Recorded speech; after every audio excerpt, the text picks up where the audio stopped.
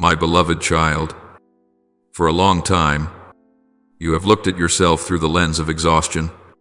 You have observed changes in your body, fluctuations in your emotions, sudden gaps in your energy, and then drawn a very human conclusion that you are breaking down. You assumed you were growing weaker, that something inside you was collapsing, that you were no longer the version of yourself who once stood firm, but you could not see the wider picture. The truth is not that you are falling apart, you are in motion. You are not being pulled backward, you are being moved into a different state. What you have called a decline is, in fact, the process of shedding old layers that once helped you survive but no longer fit the path ahead. When a seed splits open in the soil, it does not die, it begins a new form. So it is with you. There are days when you feel as though you are surrounded by negative influences, as if the air itself is heavier. Your mind tires more easily, and joy becomes harder to grasp. You wonder whether you have gone astray, whether you have allowed something harmful to penetrate too deeply.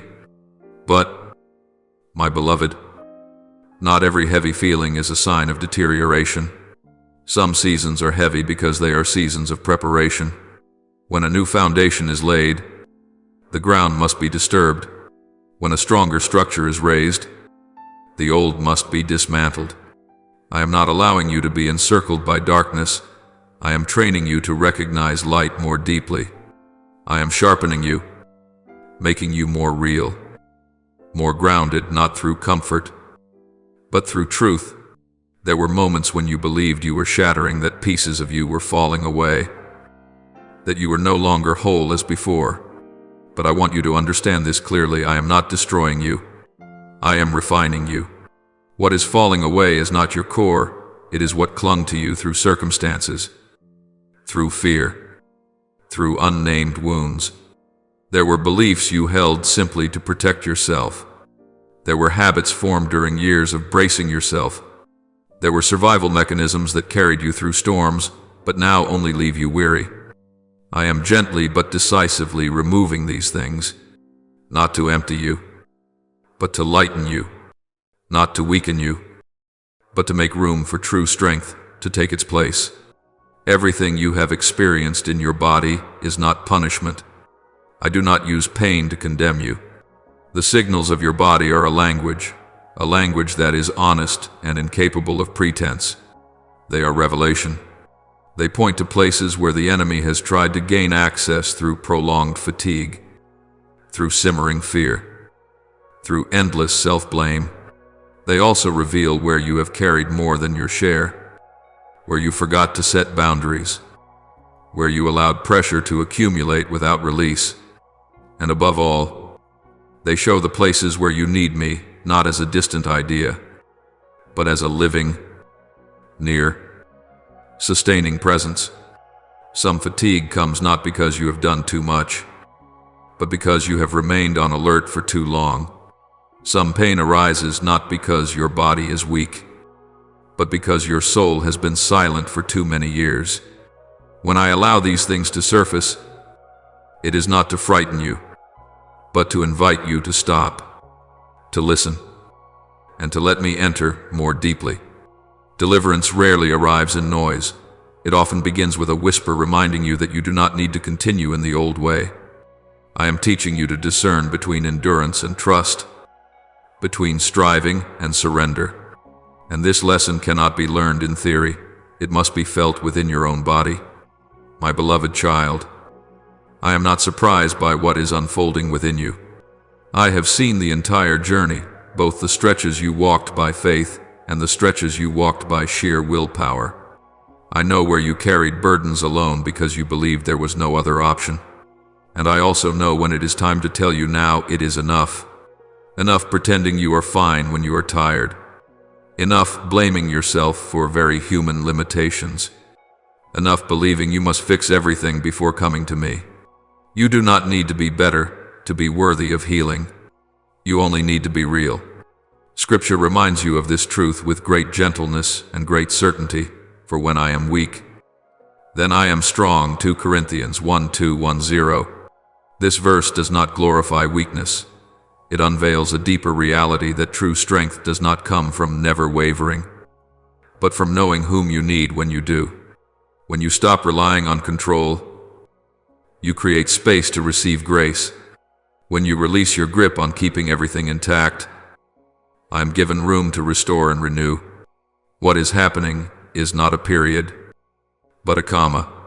It is not the end of who you are, but the beginning of a different rhythm of living slower, deeper, truer. You will learn to recognize limits as a gift, not a failure. You will learn to let your body lead you back to your own truth, instead of forcing it to meet standards that no longer fit. And little by little, you will see this. Places that once felt like weakness will become doorways to rescue. Places that once ached will become sources of compassion. Places that were once attacked will become testimonies of protection.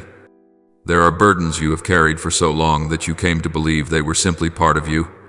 You grew used to questioning yourself, blaming yourself, replaying the past in silent nights, as if thinking hard enough might somehow undo what had already happened. There are mistakes that, though long past, you still hold tightly in your memory, not because you want to suffer, but because you fear that letting go would mean forgetting the lesson, or worse, forgetting yourself. There are regrets you never gave words to, quietly swallowing them until they settled into a vague, nameless fatigue. There are wounds you pushed behind you, covering them with busyness, with responsibility, with strained smiles, hoping that if you didn't touch them, they would disappear on their own. But my child, those things were never meant to live in your body. They are not your home. They are not your identity, and I have never closed my eyes to them. I am doing a work that is very quiet, but very deep, not loud, not hurried, not showy. I am not merely removing what hurts on the surface, not merely soothing symptoms others can see.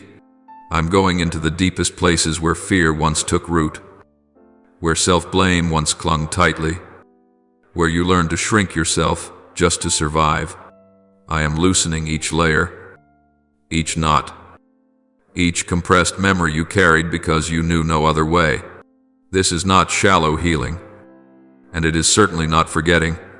This is purification from the inside out, restoring the right order to your soul, your mind, and your body, so that what does not belong to you no longer has permission to remain. And you will not have to guess whether this is real, because you will begin to notice signs that are ordinary yet unmistakable. Your sleep will no longer be as restless as before. Sleepless nights, waking with a heavy chest and a spinning mind, will gradually become fewer. You will sleep more deeply not because you are exhausted, but because your body finally feels safe enough to rest.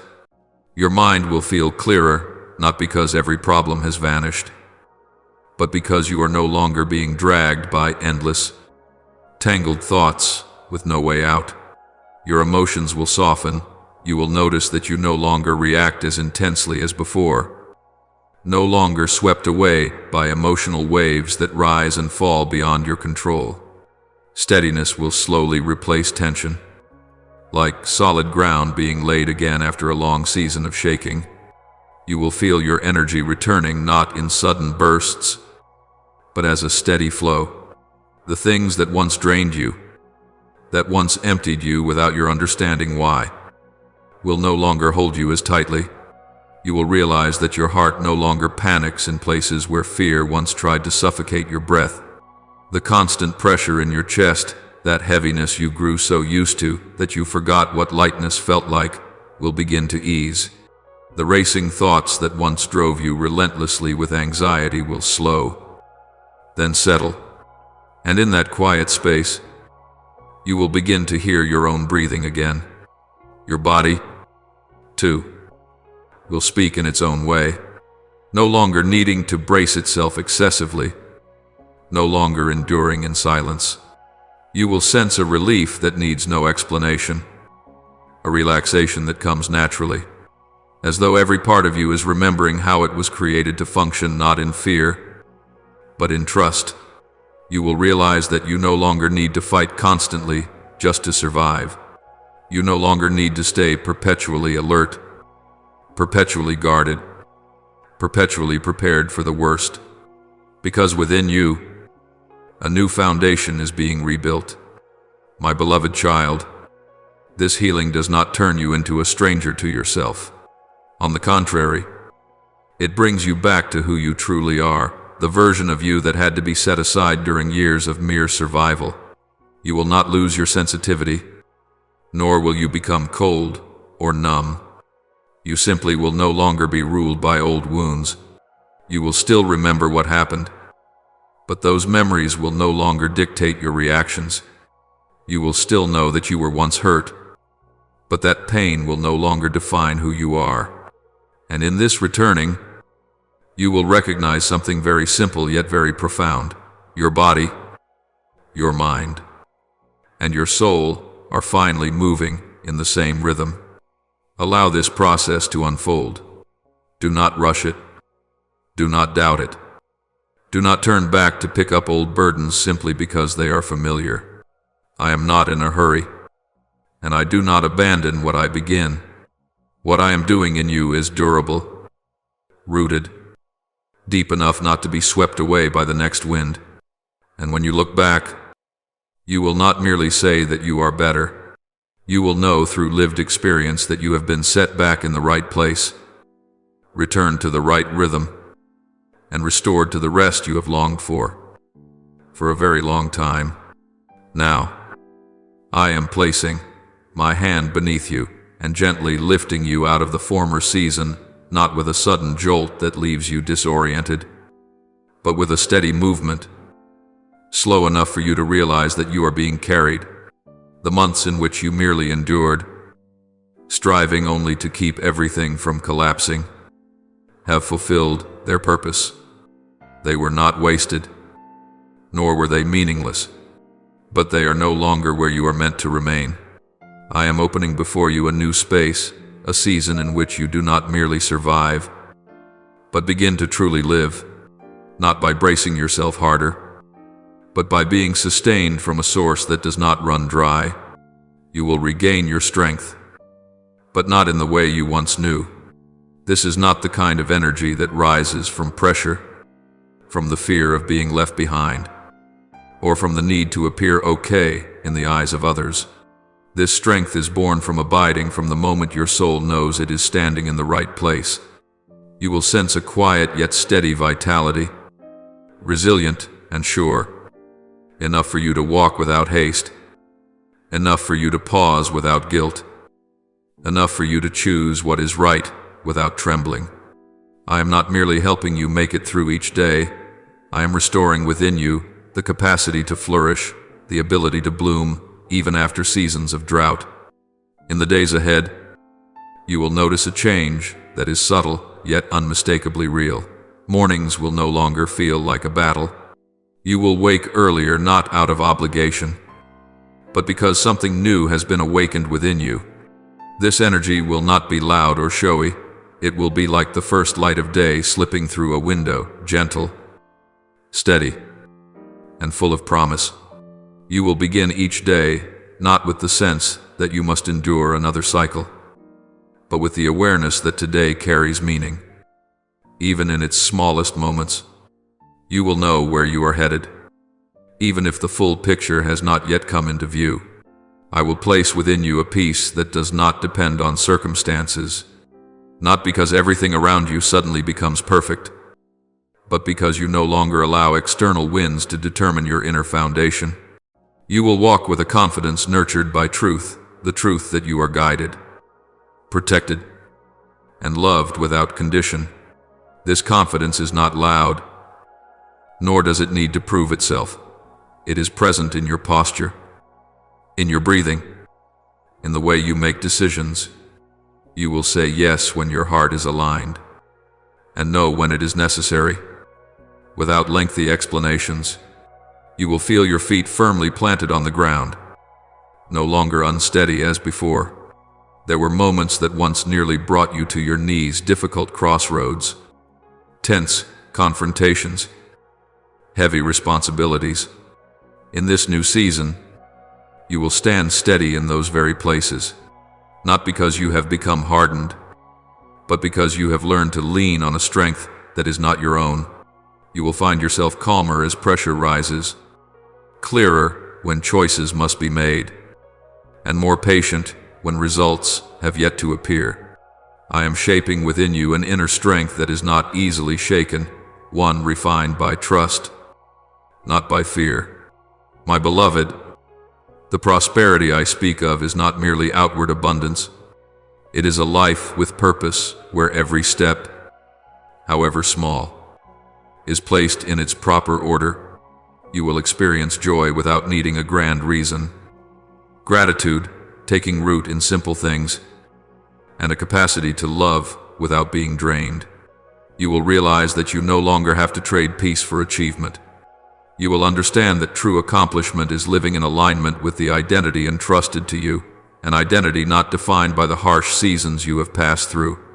I will teach you how to steward your strength, when to move forward, when to pause, and when to rest.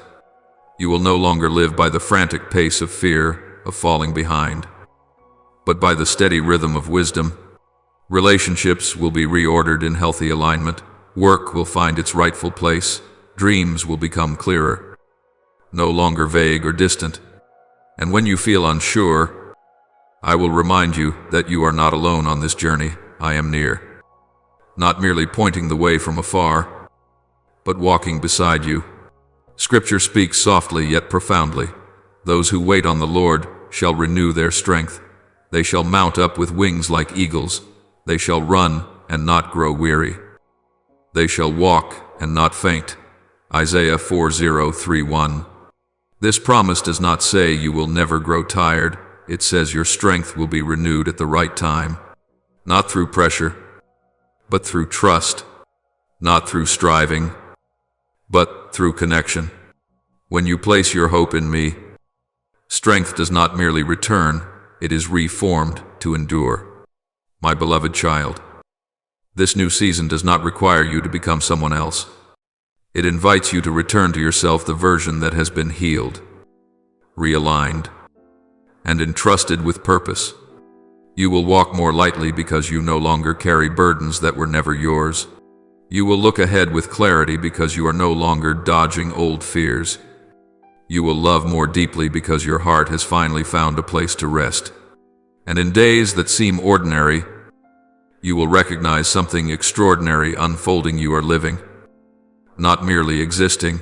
You are blooming, not merely enduring. Receive this new phase with an open heart. Do not doubt because old scars remain. They are witnesses to the journey, not verdicts on your future.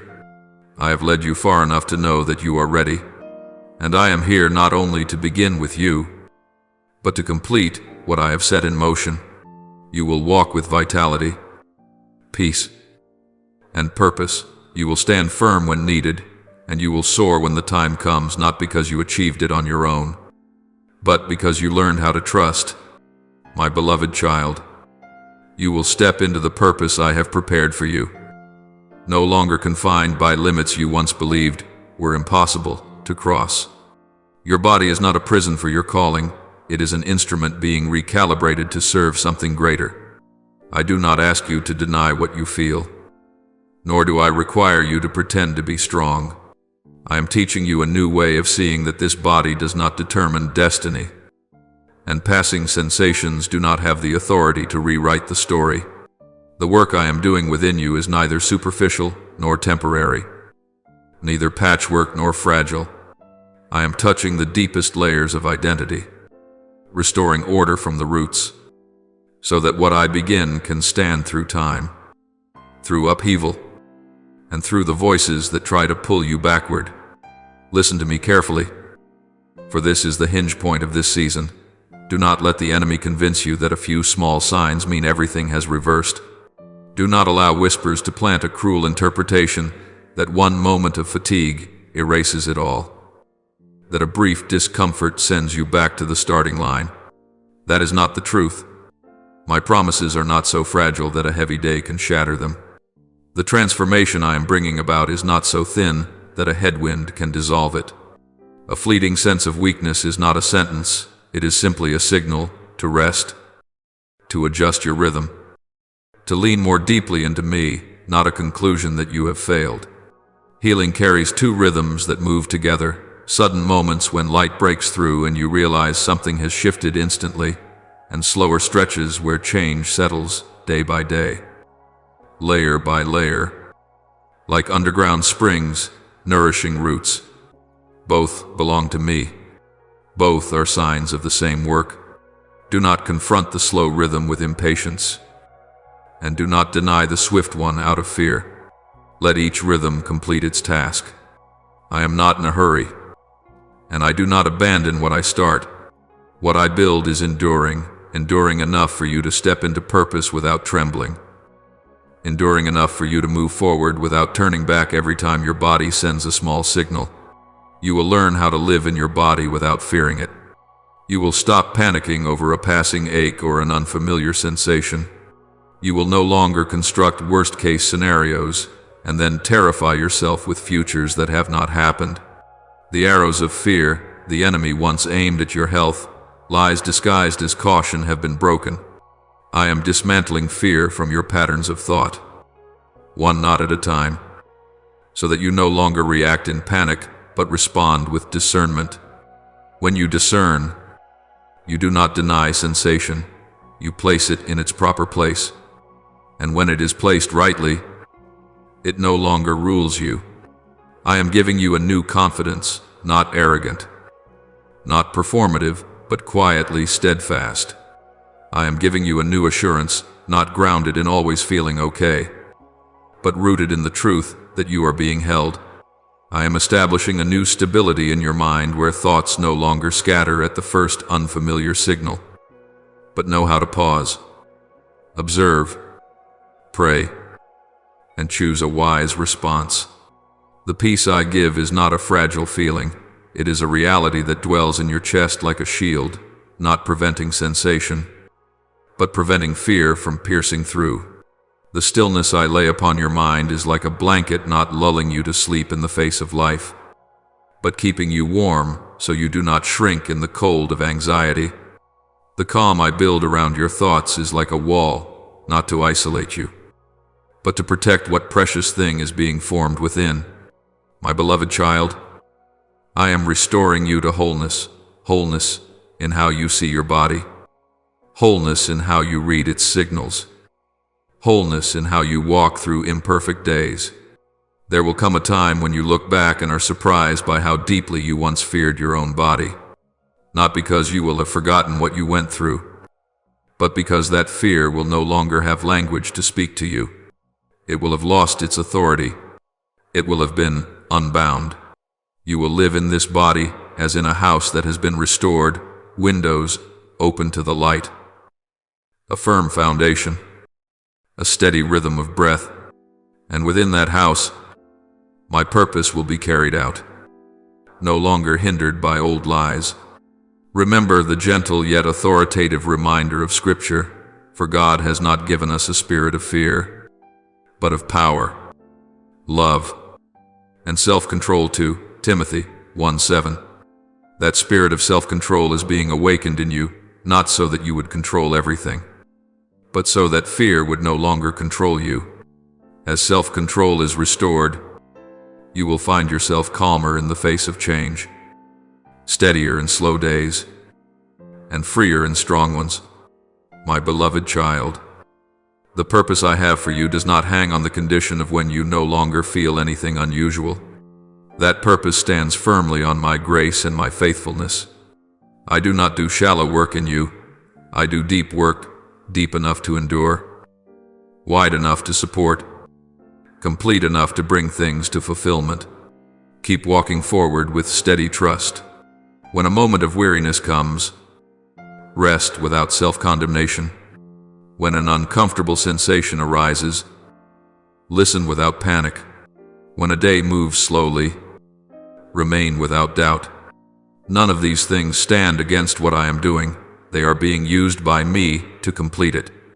And as you step into the days ahead, days of living, working, loving, and serving, you will recognize a peaceful truth. You no longer fear your body, because you know who is holding it. You no longer fear the process, because you know who is leading the way. You no longer fear small signals, because you know the promise is greater. I am here not only to begin, but to finish, and what I finish will stand. My beloved child, the body I have given you is not an accident, nor is it a fragile shell made merely to endure without meaning. It is a creation woven with deep wisdom, soft enough to feel the world, sensitive enough to respond to love, refined enough to sense when I am near, and resilient enough to rise after shocks that, without me, you would not have survived. You have walked through more than you once believed you could live through. And this body has walked with you through it all, not perfect, not unchanging, but faithful. It carried you through days of exhaustion, sleepless nights, seasons of anxiety, and it is still here, still breathing, still moving, still hoping. This is not by chance. It is grace at work in the most ordinary places. But you need to understand a profound truth that many forget. The body has its seasons. There are times of strength and times that call for rest, moments of vitality and moments that require greater care. None of these seasons is a sign of abandonment. None of them is a verdict or a punishment. They do not speak to whether I am near or far. They simply speak to the fact that you are alive, fully, truly, humanly alive. I designed this journey not so that you would measure my presence by physical sensation, but so that you would learn to rely on me beyond sensation. When you are well, I am there. When you are weary, I am still there. When you feel strong, I am no closer. And when you feel weak, I have not left. You were never created to use strength as the measure of my faithfulness, nor were you born to assess your worth by your physical condition.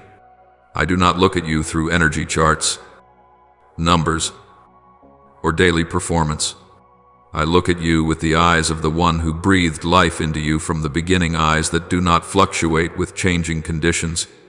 Your body may change with time, circumstances, and seasons, but my presence does not. It does not shrink when you are weak, nor fade when you are tired. My hand does not withdraw when you tremble, and my spirit does not diminish when your energy temporarily declines.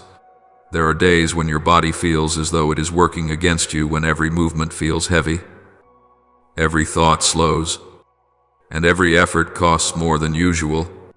On those days, the enemy whispers that something is wrong, that you are falling behind, that you are no longer protected as before.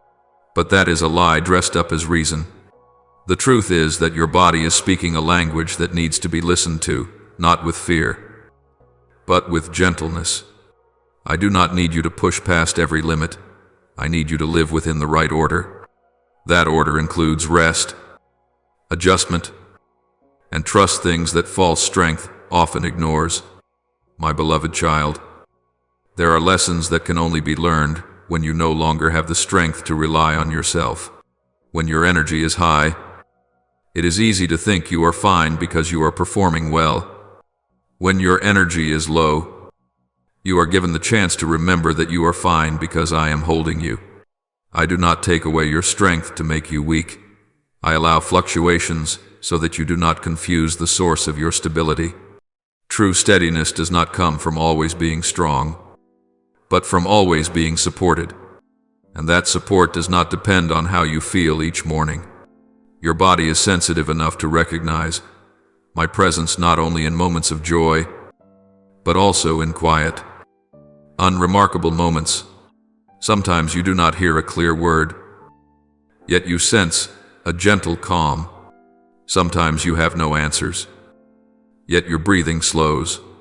Sometimes circumstances do not change, Yet a place of safety opens within you. That is when body and soul together recognize that I am near. I do not meet you only in supernatural moments. I meet you in every cell that is learning how to relax after a long season of tension.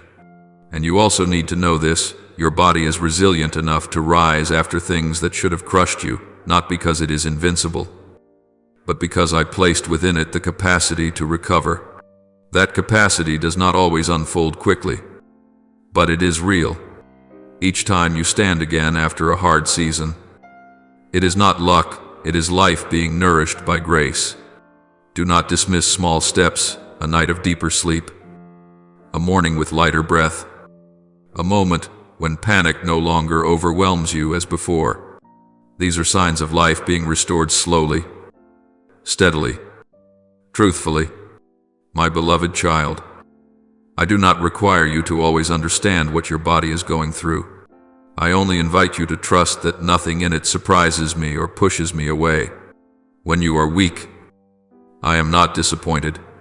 When you are tired, I do not turn aside. When you need to stop, I do not rush you. I walk with you through every stage, missing not a single day. And in each stage, I am teaching you an unchanging truth. You are loved not because you are strong, not because you endure, not because of how much you can do, but because you are my child.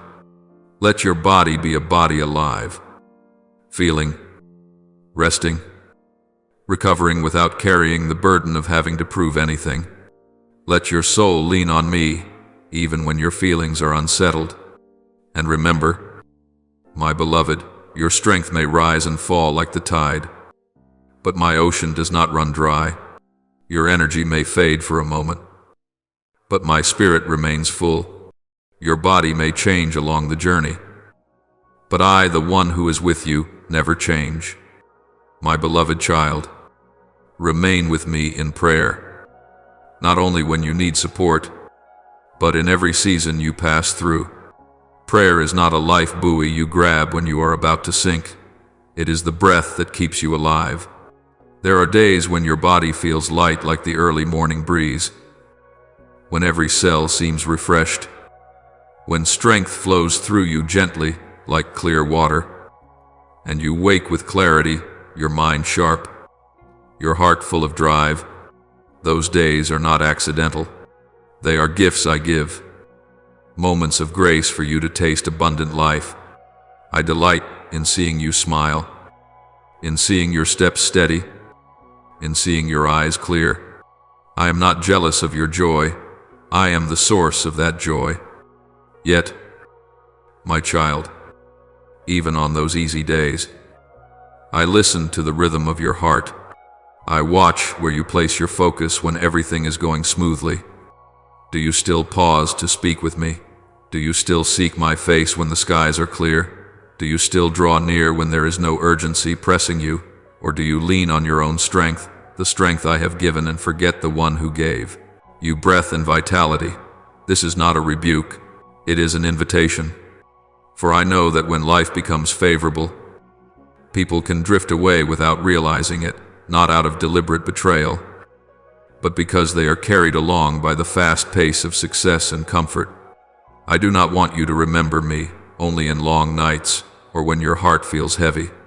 I long for you to stay with me in the light of morning, in hours filled with energy, in days when you feel fine, for it is precisely in those days that communion can deepen in the most enduring way. When you are strong, you have the capacity to build foundations, the foundation of holy habits, the foundation of listening, the foundation of placing me at the center, not out of need, but out of love. Strength is a season, and seasons always change. If you use your season of strength only to run faster and not to build deeper, when the winds shift, you will find yourself weary for lack of shelter. My beloved child, I am not against strength. I give strength. But I do not want strength to become a wall that distances you from me. I want it to become a bridge that draws you closer. When you are well, pray not to ask for more, but to give thanks. When you are clear-minded, pray not to find an escape, but to ask for wisdom to stay on the right path. When you are full of energy, pray to learn how to steward it, to know when to move forward, when to pause, when to rest so that strength does not turn into exhaustion. Prayer in seasons of ease is how you guard your heart from complacency and from the illusion that you can stand on your own forever. I know there are days when you do not feel like praying because you think you need nothing. But prayer is not a wish list. It is an encounter. You do not come to me only to ask, but to be with me. Being with me when you are strong helps you remember your source. Being with me when you are joyful keeps your joy from becoming hollow. Being with me when you are fine gives that stability roots. And when hard days come, and they will come, you will not have to search for me. You will already be near. My beloved child, there is a very subtle danger in easy seasons. You begin to measure everything by performance. You pray less because you are busy.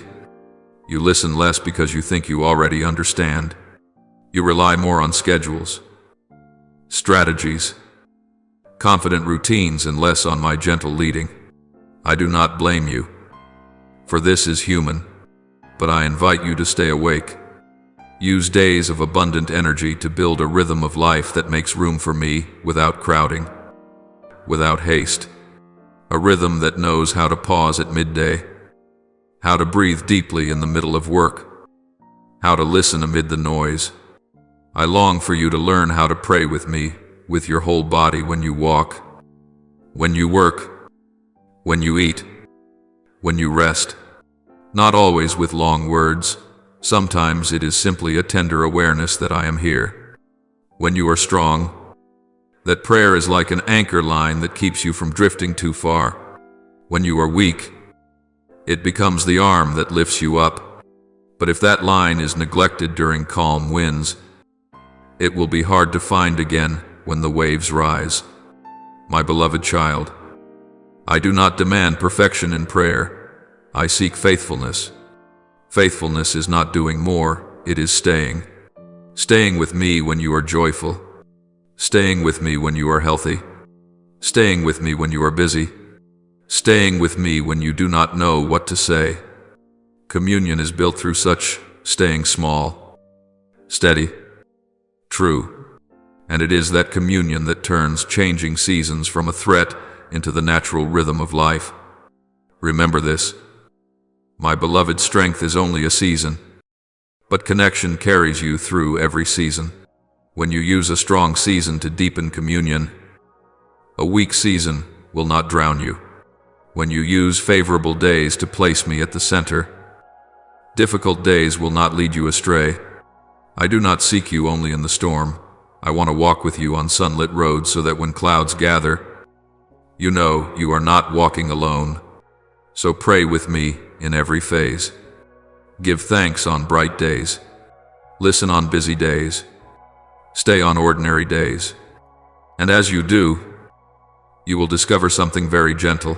I am not only the one you turn to when you are weak, I am the one you walk with when you are strong. And it is there in that togetherness that your life will grow roots, gain depth, and find lasting peace. My beloved child, your health is standing at a very real turning point.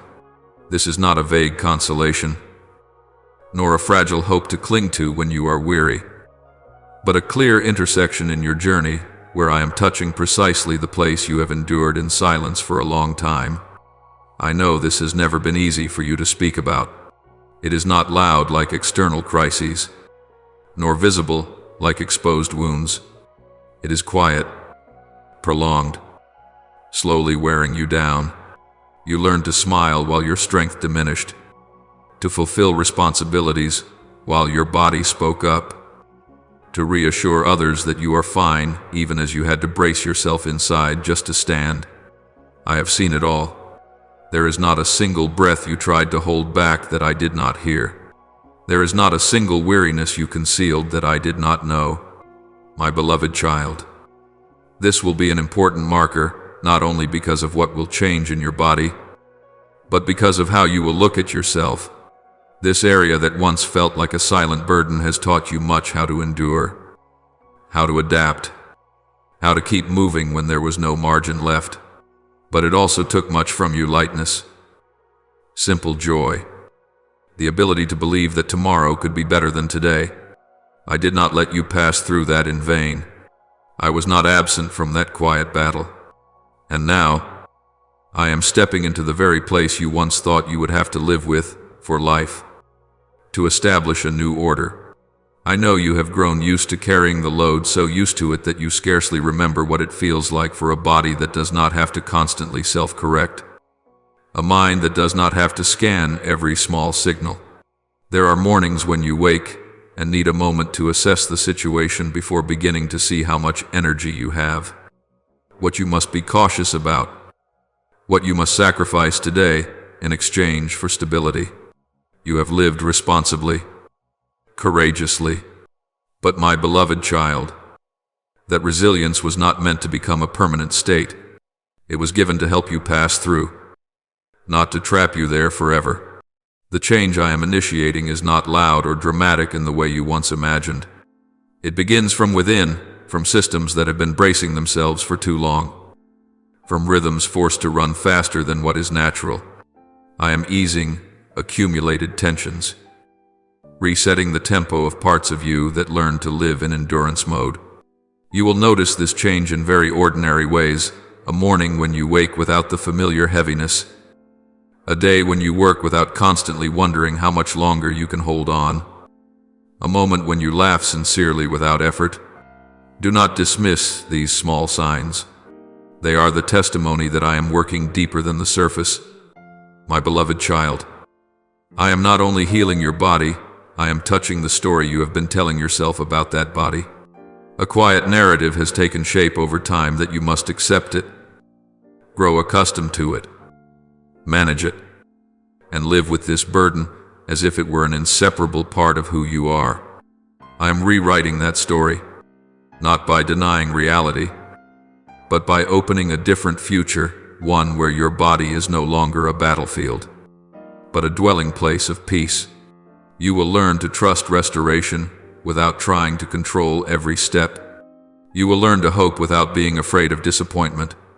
And for you, that learning may be even harder than endurance itself, but I will be with you through every step of that learning.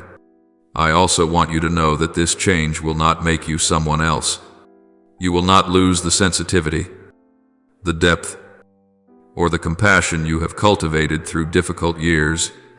On the contrary, when the burden is lifted, those qualities will finally have room to bloom. No longer suffocated by exhaustion, you will find yourself more fully present in your relationships, listening more deeply, loving without hesitation, born of fear that you might run out of strength. Restored health does not merely give you back energy, it gives you back the capacity to live. My beloved child, I know you have been afraid to place hope in this area. Afraid because you have been disappointed before. Afraid because you once hoped, only to lower your expectations again and again. But I am not asking you to believe by emotion. I am inviting you to believe by surrender. Surrender is not giving up. It is laying the burden down in the right place, and that place is not on your shoulders. I am removing from you the habit of having to guard everything yourself. I am teaching you that you do not need to remain constantly alert in order to be safe. There is another kind of safety, deeper, steadier, that comes from knowing that I am caring for what you cannot control. The change ahead will cause you to look back on the past years with new eyes. You will no longer see only loss or weariness. You will see your own faithfulness. And above all, you will see that my hand never left that journey. The days you thought you were merely getting by were, in truth, laying the foundation for a restoration with depth. I do not rush. I do not patch things up. What I do in you endures, because it is built on truth, not illusion. My beloved child, prepare your heart not to brace yourself, but to receive. Receive the lightness you have long forbidden yourself to believe was possible. Receive days when you no longer have to calculate your strength hour by hour. Receive the experience of living in your own body without fear or caution. You do not enter this change alone. I go before you.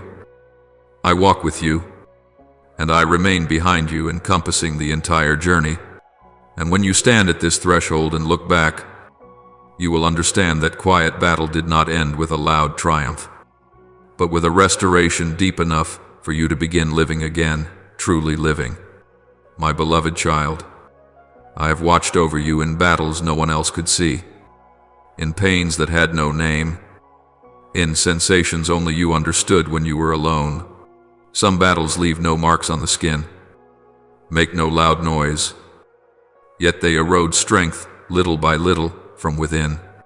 I saw you pass through them in silence, without complaint, without calling for help, without drawing attention, simply tightening your resolve to remain standing. You learned how to endure when no one knew what you were enduring, and I never once took my eyes off you in those moments. I saw you trying to stay steady even when your own body became the most unpredictable thing in your life. There were mornings you woke up unsure whether you could trust your body that day. There were times you wanted to move forward, but your body pulled you back, leaving you confused, wondering what you had done wrong. I saw that confusion. I saw the sorrow that came when you felt betrayed by the very thing that was meant to support you. But my beloved child, your body is not your enemy. It has been speaking because it has carried strain for too long, because it has borne more than it was designed to hold. And I know how to listen to that voice, not to condemn you, but to rescue you. I witnessed the nights when you reassured yourself that everything is fine, even as your heart was weary from having to be strong, your mind exhausted from calculating every step, and your body crying out for rest. You became accustomed to hiding your fatigue from others, to fulfilling responsibilities before caring for yourself. You learned to smile so others would feel at ease, while inside you were longing for a safe place to finally let go. I know the cost of those smiles. I know how much energy that silence has taken from you, and I have never dismissed a single tear you swallowed and carried alone. My beloved child, I do not see only your pain, I also see your faithfulness. I see you rising each day, still choosing love, still doing what is right, even when no one applauds. I see your patience with yourself in difficult days, even when you do not always feel patient. I see that you do not give up, not because you are not tired, but because you refuse to lose the belief that there is still goodness waiting ahead in this life. That faithfulness is not dimmed by exhaustion, it shines right within it, and I honor that. Now, my child, I speak with clarity and authority.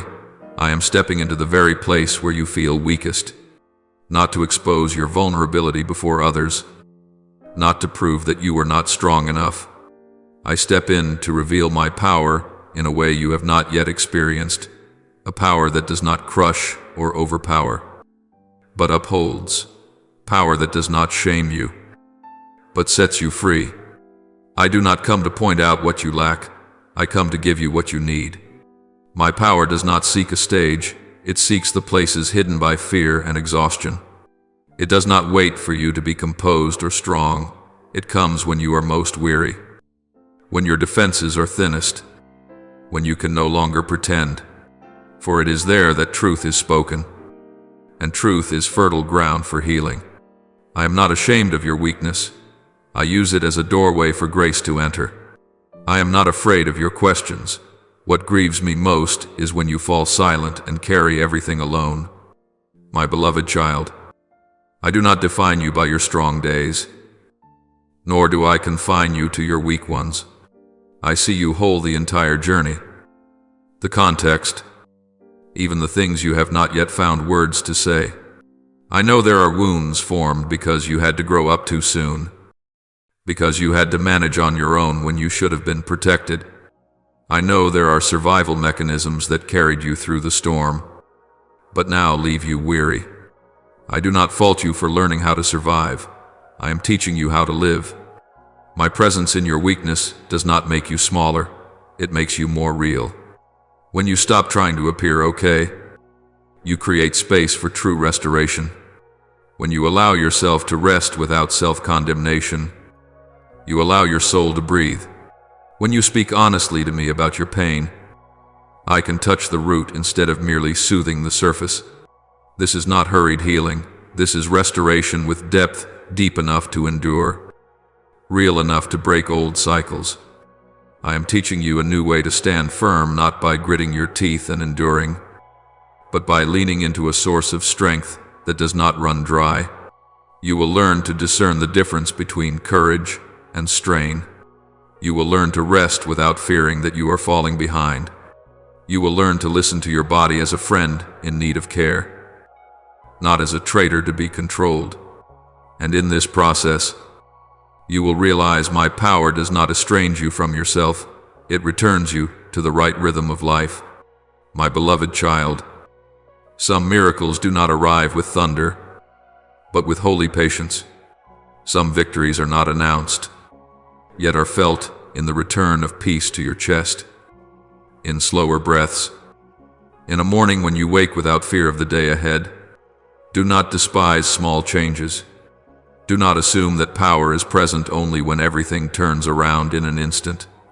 My power is at work even when you do not notice, resetting foundations, healing deeper layers, freeing you from fears that once governed you. I am not in a hurry with you, and I will not abandon what I have begun. What I start, I complete. I am near you not only to comfort, but to walk with you. I am in this story not as a spectator, but as the one rewriting the ending, and that ending is not you barely getting by, but you living upheld in peace and with purpose. My beloved child, allow me into that place of weakness. Let me do what only I can do. You do not need to prove anything. You do not need to hide anything. You only need to remain with the truth. Remain with hope. Remain with me, and you will see in the very place you once thought was your breaking point, I will lay the foundation for a new strength, not loud, not showy, but deep enough for you to stand firm and gentle enough for you to rest.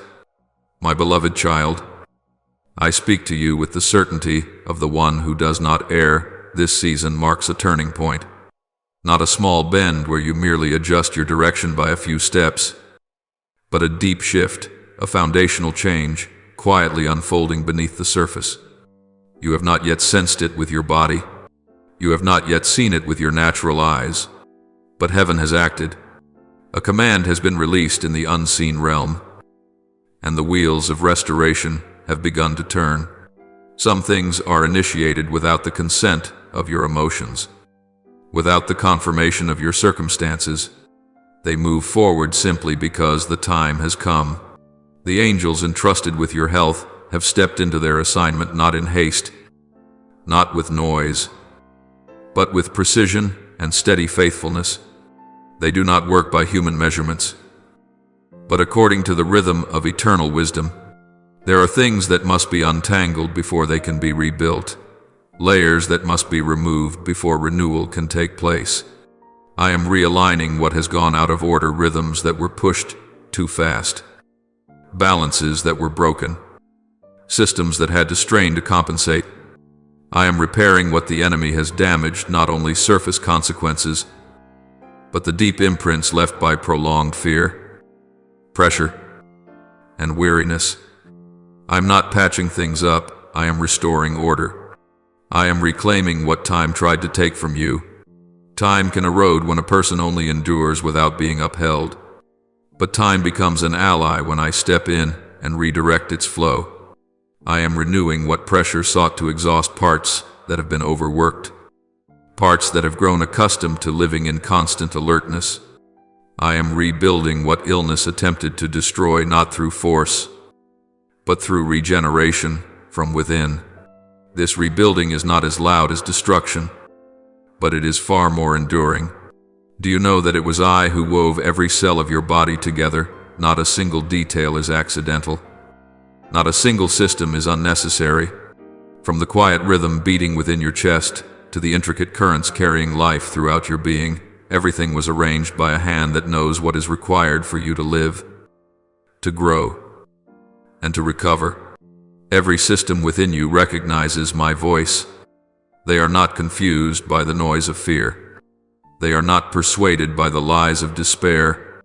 They were created to listen to me. When I speak to your bones, they remember their original structure, not the structure of fatigue, but of support. When I speak to your blood, it listens and carries life with a new order, no longer rushed, no longer chaotic, but steady and at peace. When I speak to your organs, they are rearranged, each part returning to its proper place, each function rediscovering its natural rhythm. I am not distant from your body. I understand it more than anyone. For I designed it with the capacity to heal itself when it is reconnected to its true source. My beloved child, this shift does not require you to feel right for it to be effective. Some works of heaven take place before you can even recognize them, so that when awareness comes, the foundation is already firmly laid. You may still experience slow days. You may still have moments of fatigue. Do not let these deceive you. Fatigue does not invalidate the command. Slowness does not cancel the process. There are changes happening at a deeper level where sensation has not yet reached, but it is there that true stability is built. I am changing how your body responds to pressure. I am teaching it to react not with tension, but with regulation. I am changing how your mind interprets signals, not magnifying danger, but discerning with peace. I am changing how you enter each new day, not scanning for fear first, but welcoming life first. These changes are not flashy miracles for display.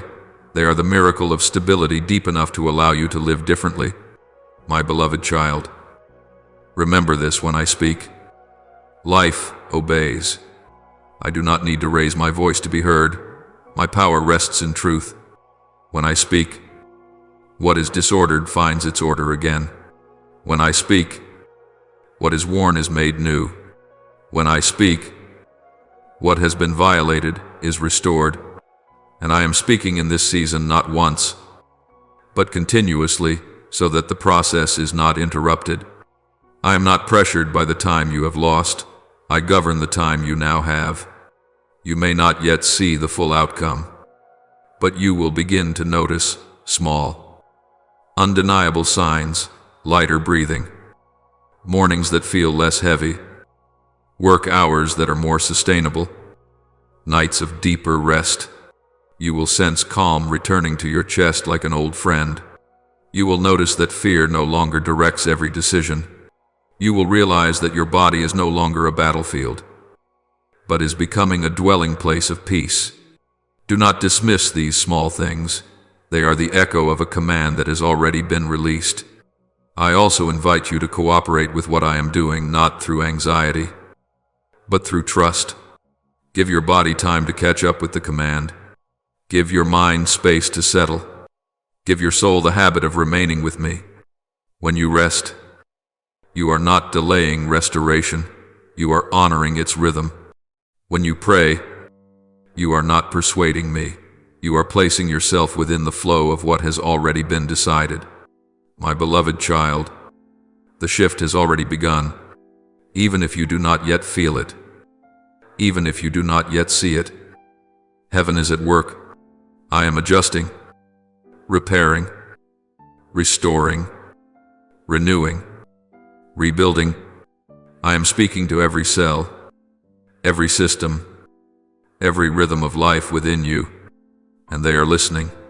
Remain in this truth. Walk forward with steady trust. What I have begun in this season is not temporary. It is a foundation for the seasons to come, seasons in which you live lighter, healthier, and more whole in the body I have given you. My beloved child, I do not do things halfway in your life. I do not touch you merely to ease the pain for a moment, only to let you fall back into the old cycle of exhaustion and strain. What I give you is not a temporary relief so that you can hold on a little longer. What I give you is a transformation, a change at the root, deep enough to last, complete enough to sustain you through the seasons ahead. I am touching your health, not because you are weak, but because you are being called into a new chapter, where what was sufficient for yesterday will no longer be enough for tomorrow. The next chapter of your life requires a strength you have never lived from before, not the strength of forcing yourself onward, nor the energy that rises from pressure or the fear of being left behind. It is a strength born of renewal, a vitality that comes from harmony between body, mind, and spirit. The calling ahead requires clarity for discernment, energy for endurance, stability to stand firm as the pace of life accelerates, and an inner strength that is not easily shaken as responsibility expands. I know what I am about to entrust to you, and I never place a new weight upon an old, worn foundation. That is why I am rebuilding that foundation now. The changes that are coming are not merely ideas or plans, they are realities taking shape. Your living environment will shift the rhythm, the space, even the relationships around you will be rearranged. Your responsibilities will expand, not to take away your freedom, but to give you deeper influence and purpose.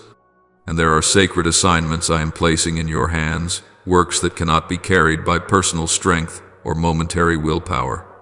All of this requires a body that has been renewed, a steady mind, and a rhythm of life capable of carrying grace without collapsing into exhaustion. You have felt tired, yes, but I want you to hear this clearly, that weariness is not evidence of failure. It does not say that you have gone the wrong way. It does not condemn you as not enough. That weariness is the signal of a threshold. It appears when what is old can no longer sustain what is new that is arriving.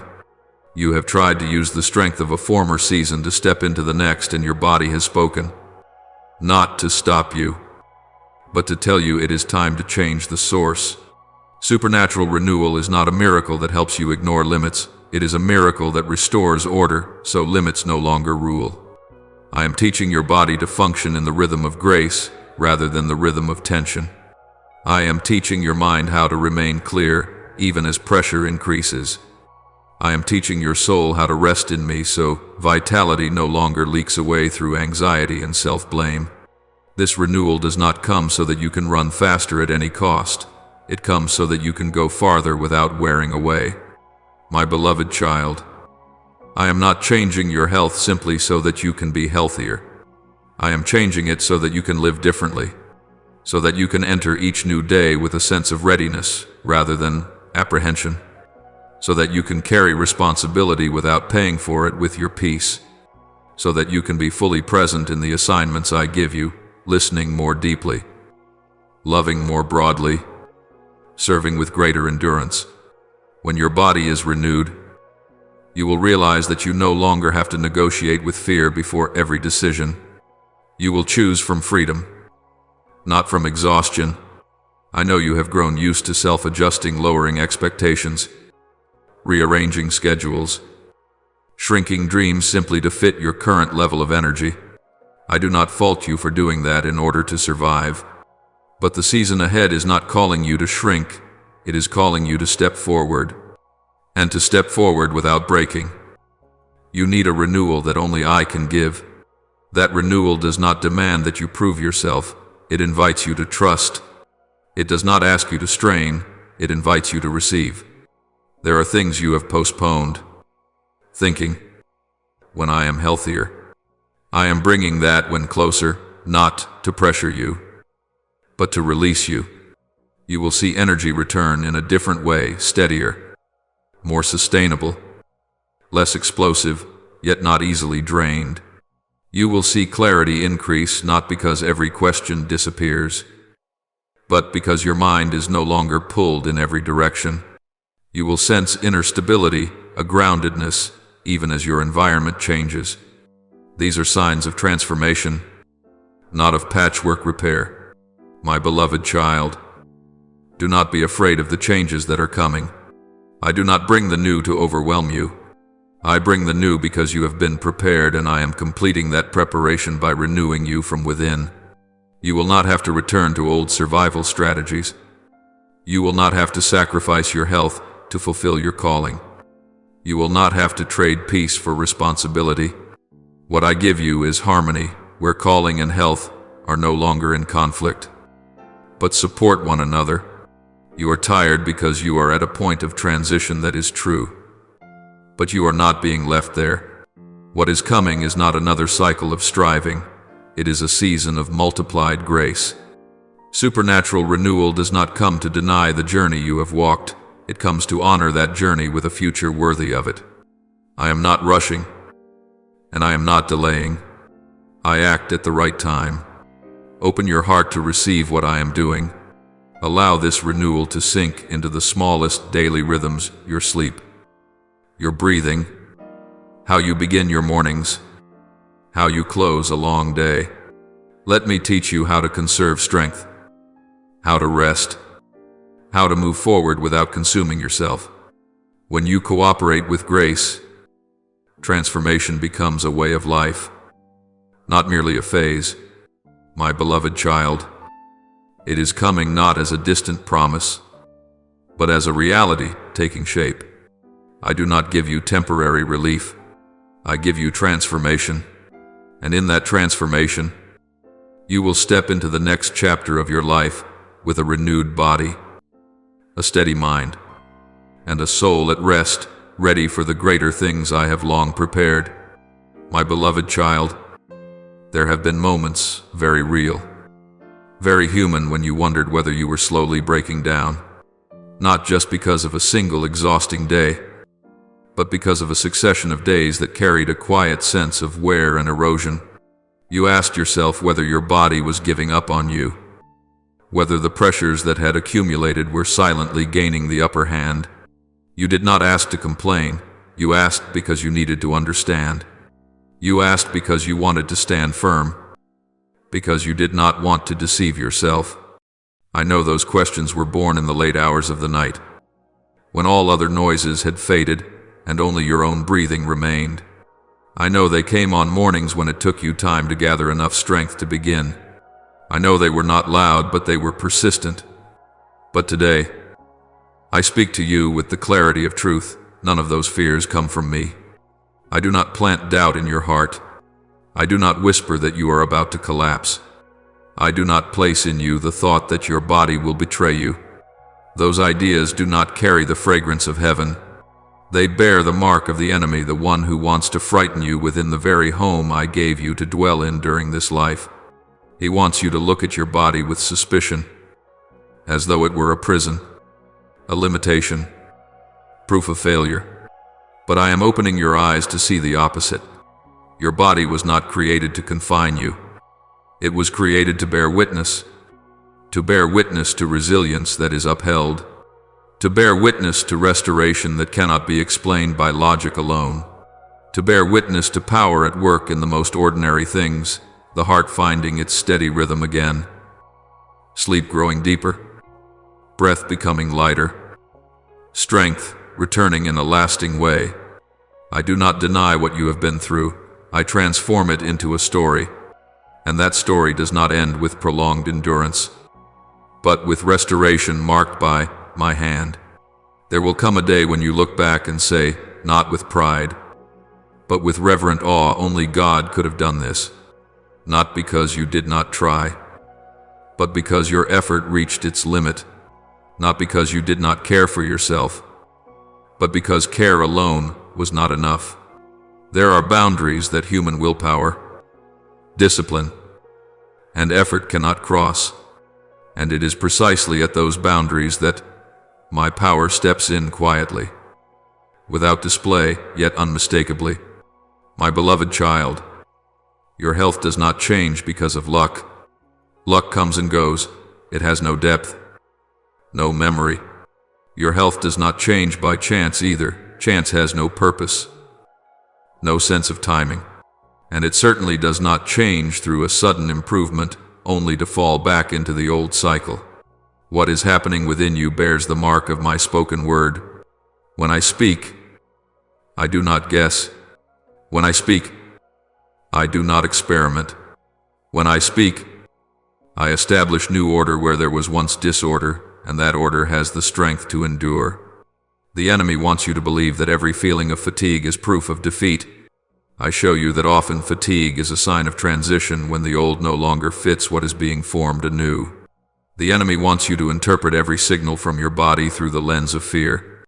I teach you to read them with discernment and peace, not so that you ignore your body, but so that you no longer fear it, not so that you deny sensation, but so that sensation no longer rules you. My beloved child, I am reversing the narrative. What you once thought was weakness will become testimony.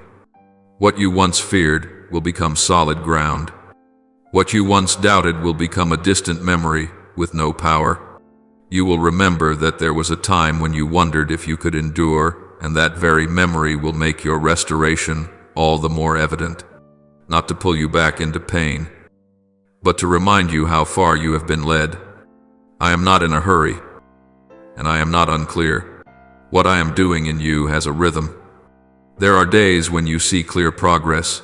There are days when you see only stability, but both are the fruit of the same spoken word. I am building in you a health that does not depend on fleeting emotions, that is not governed by old fears. I am building in you a new confidence, not the confidence of never being tired, but of being upheld even when you are. My beloved child, let me make this plain so you can stop arguing within yourself. I do not need you to convince yourself to believe. I need you to remain. Remain on good days. Remain on slow days. Remain when your feelings have not yet caught up with the truth. For truth does not change with feelings. Truth stands because it has been spoken, and my word does not return empty. You will walk in your body with a new freedom, no longer scrutinizing every sign with anxiety, no longer constructing worst-case scenarios. You will learn to listen without panic, to adjust without condemnation, to rest without fear of falling behind. And in that process, you will realize your body is not a prison, it is a witness to restoration with order, a witness to power working through process, a witness to a God who does not abandon what he has begun. My beloved child, when others ask what happened, you will not need a long explanation. Your life will answer for itself. Your peace will speak. Your stability will testify. And you will know not by theory, but by experience that your health did not change by luck, not by coincidence, not by isolated effort. It changed because I have spoken it so, and what I have spoken, I will bring to completion. My beloved child, you will begin to notice the shifts, not loud, not sudden, but so real that you cannot deny them. At first, they arrive gently, like thin light slipping through the curtains in the early morning. You may not be able to name them right away. You will simply sense that something is different in a way that is hard to put into words. Strength will slowly return to places that once felt weak, not through an overwhelming surge that leaves you dizzy, but through a steady resilience that reassures you. You will find yourself doing things you once hesitated over, once had to calculate whether you had enough strength for, and this time, you will do them without having to persuade yourself. This strength does not come from pressure, it comes from an inner reordering. Where I am faithfully at work, clarity will begin to replace confusion in very ordinary ways. It is not that every question disappears, but that you are no longer lost inside them. Thoughts that once spiraled, pulling you from one assumption to another, will slow down. You will notice yourself looking at situations with a steadier gaze, knowing what needs to be done now and what can wait. This clarity is not cold or detached, it is warm, because it is anchored in peace. You will know where you are and where you are headed, even if the whole picture is not yet complete. And that sense of knowing enough to keep moving will be a great gift. Peace will begin to flow where anxiety once stirred things up. not a fragile peace that depends on calm circumstances, but a peace with weight heavy enough to keep you standing when the news is disappointing, when schedules change, when others are still unsettled. You will notice that your heart no longer races ahead of every situation. Your chest will feel less tight, less constricted. There will be moments when you are surprised by your own response, no longer panicking, no longer rushing to defend yourself, no longer condemning yourself. This peace is not something you trained yourself into. It is a sign that inner order is being restored. Your breathing will deepen where pressure once tightened its grip. You will inhale without having to remind yourself to breathe, and exhale without carrying a burden with you. The moments when you forgot your breath because you were too busy holding everything together will slowly become fewer. Your body is relearning the language of safety when safety returns. Breathing returns to its natural rhythm, and when breathing settles, many other things settle with it. This is not a small detail. It is the foundation for lasting endurance. Energy will rise where heaviness once pressed down. Not an energy that drives you to run, but an energy that allows you to move at a steady pace. You will have full workdays without collapse. Evenings where you still have presence for those beside you. Mornings where waking no longer feels like bracing yourself. You will begin to believe that tomorrow can be good not because everything is perfect, but because you are no longer empty inside. This energy will come like groundwater, not showy, but nourishing the roots. My beloved child, do not be quick to doubt these changes simply because they are subtle. The enemy often plants a familiar question: is this real? Or is it just imagination? But I tell you, what is happening is not the mind trying to comfort itself. These are the unfolding of the word I have spoken, a word that does not return empty. When I speak, life responds. When I speak, order finds its place again. When I speak, a process is set in motion without needing noise to prove itself. You will notice these shifts not only in quiet moments, but right in the middle of daily life. You will see yourself handling a difficult situation with a new calm. You will see yourself setting boundaries without guilt. You will see yourself resting without the fear of falling behind. You will see yourself daring to hope a hope that was once suppressed for fear of disappointment. Each of these small actions is a piece of a larger picture. Restoration is being completed according to the rhythm of grace. Let me remind you of this: process does not cancel miracle, and miracle does not exclude process. There will be days when progress feels obvious, and days when all you notice is stability. Both are necessary. Today's stability is the ground for tomorrow's breakthrough. Today's breakthrough needs stability so it does not collapse. Do not compare your pace with anyone else's. I work personally because your story is unique. My beloved child, pay attention to the small signs you once overlooked. They are not small to me. Deeper sleep, wiser decisions, conversations you enter with a calmer heart, mornings you wake without heaviness. These are echoes of the word that is being carried out.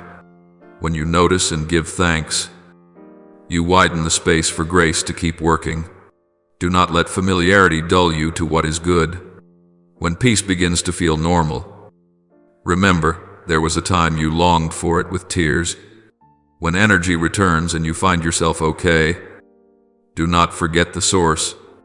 Remain with me not because you need more, but because you love. That remaining will keep these changes lasting, not stolen away by old fears. You will learn to trust your body again, to trust that it is not betraying you, to trust that it is responding to my word in its own rhythm, to trust that you can live in this body without being afraid of it. As trust returns, many old loops will dissolve on their own. Excessive vigilance will give way to discernment. Discernment will give way to freedom. My beloved child, if there are days when you do not feel much, do not conclude that everything has stopped. Some work happens at deeper levels where feeling has not yet reached. Some adjustments are made quietly where results only appear with time. Be patient with the process I am faithfully guiding.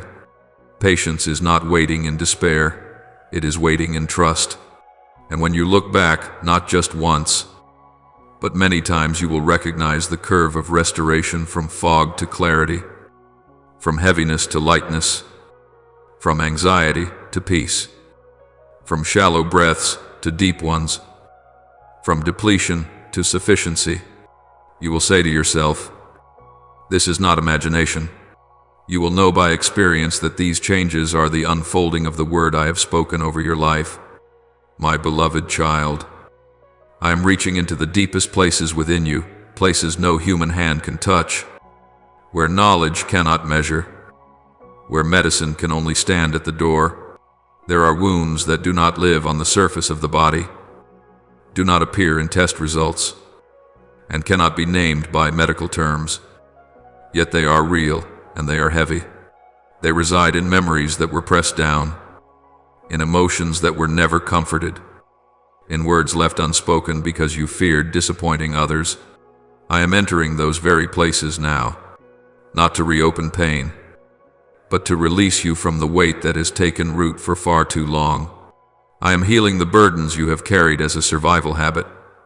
You learned to stay silent to keep the peace, to endure so you would not become a burden to anyone, to manage on your own so you would not have to ask for help. Each time you chose silence, a measure of tension was stored within you. Each time you said, "I'm fine," when you were not, another layer of hardness formed in unseen places. I see those layers. I see how they protected you for a time, and I also see how they have exhausted you. Now I am gently removing them without haste, without force, so you no longer have to carry life through constant rigidity. I am healing the disappointments you buried in your muscles, expectations that did not come to pass, promises that were not kept, efforts that went unseen. You swallowed them and kept moving, but your body remembers.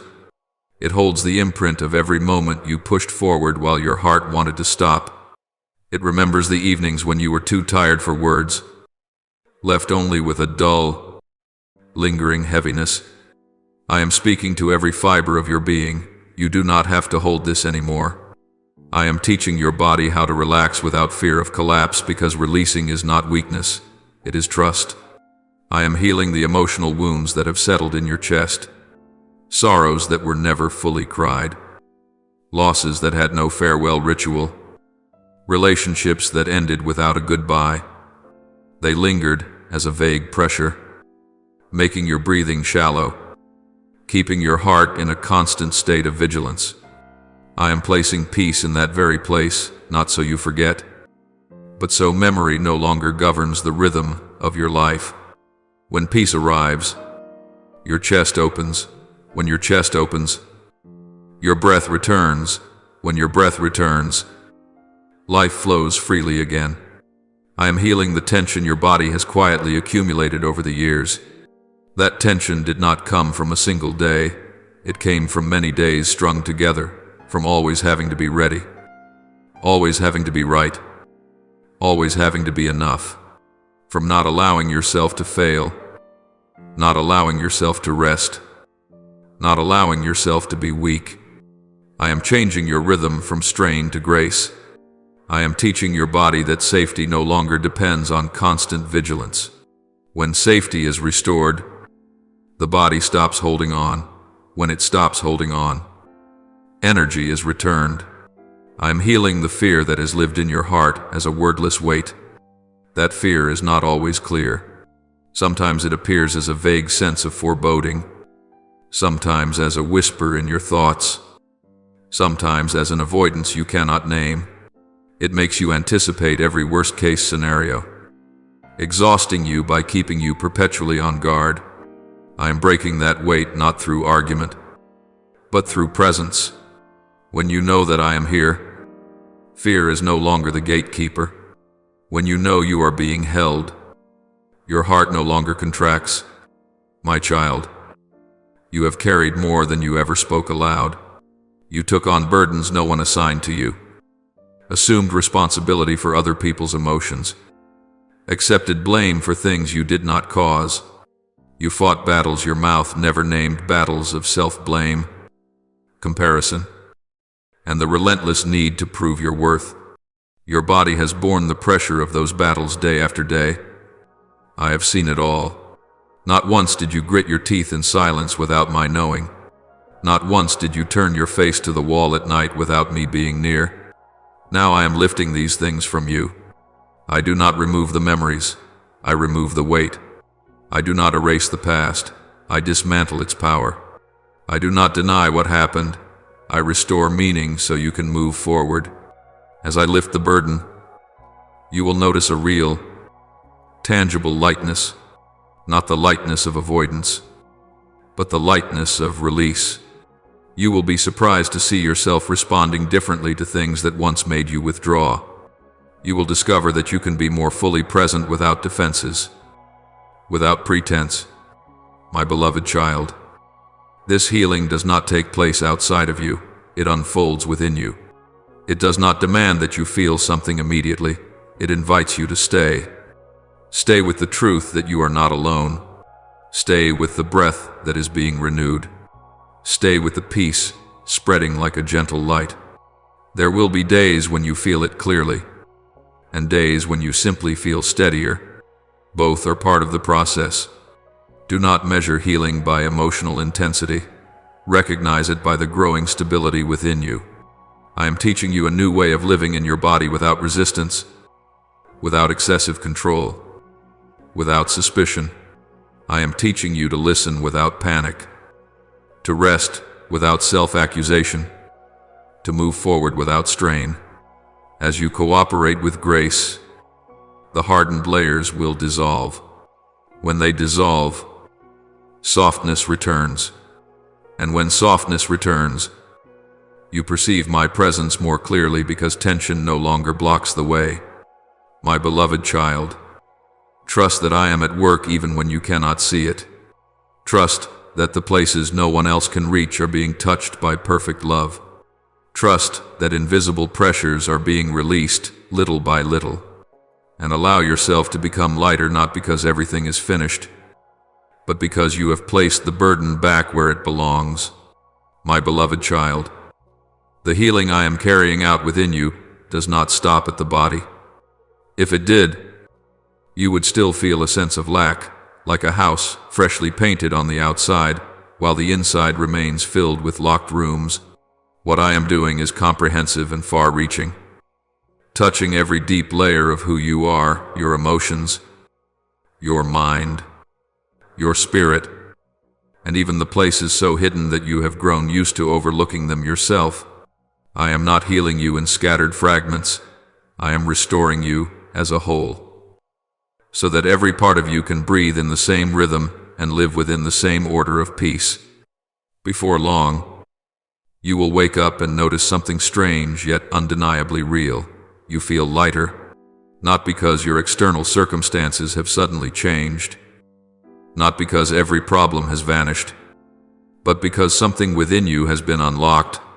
You will not need to convince yourself that everything is fine. That lightness will simply be there in the way you inhale more deeply, in the way you rise from bed without heaviness, in the way you face a new day without scanning yourself to see whether you have enough strength to endure it.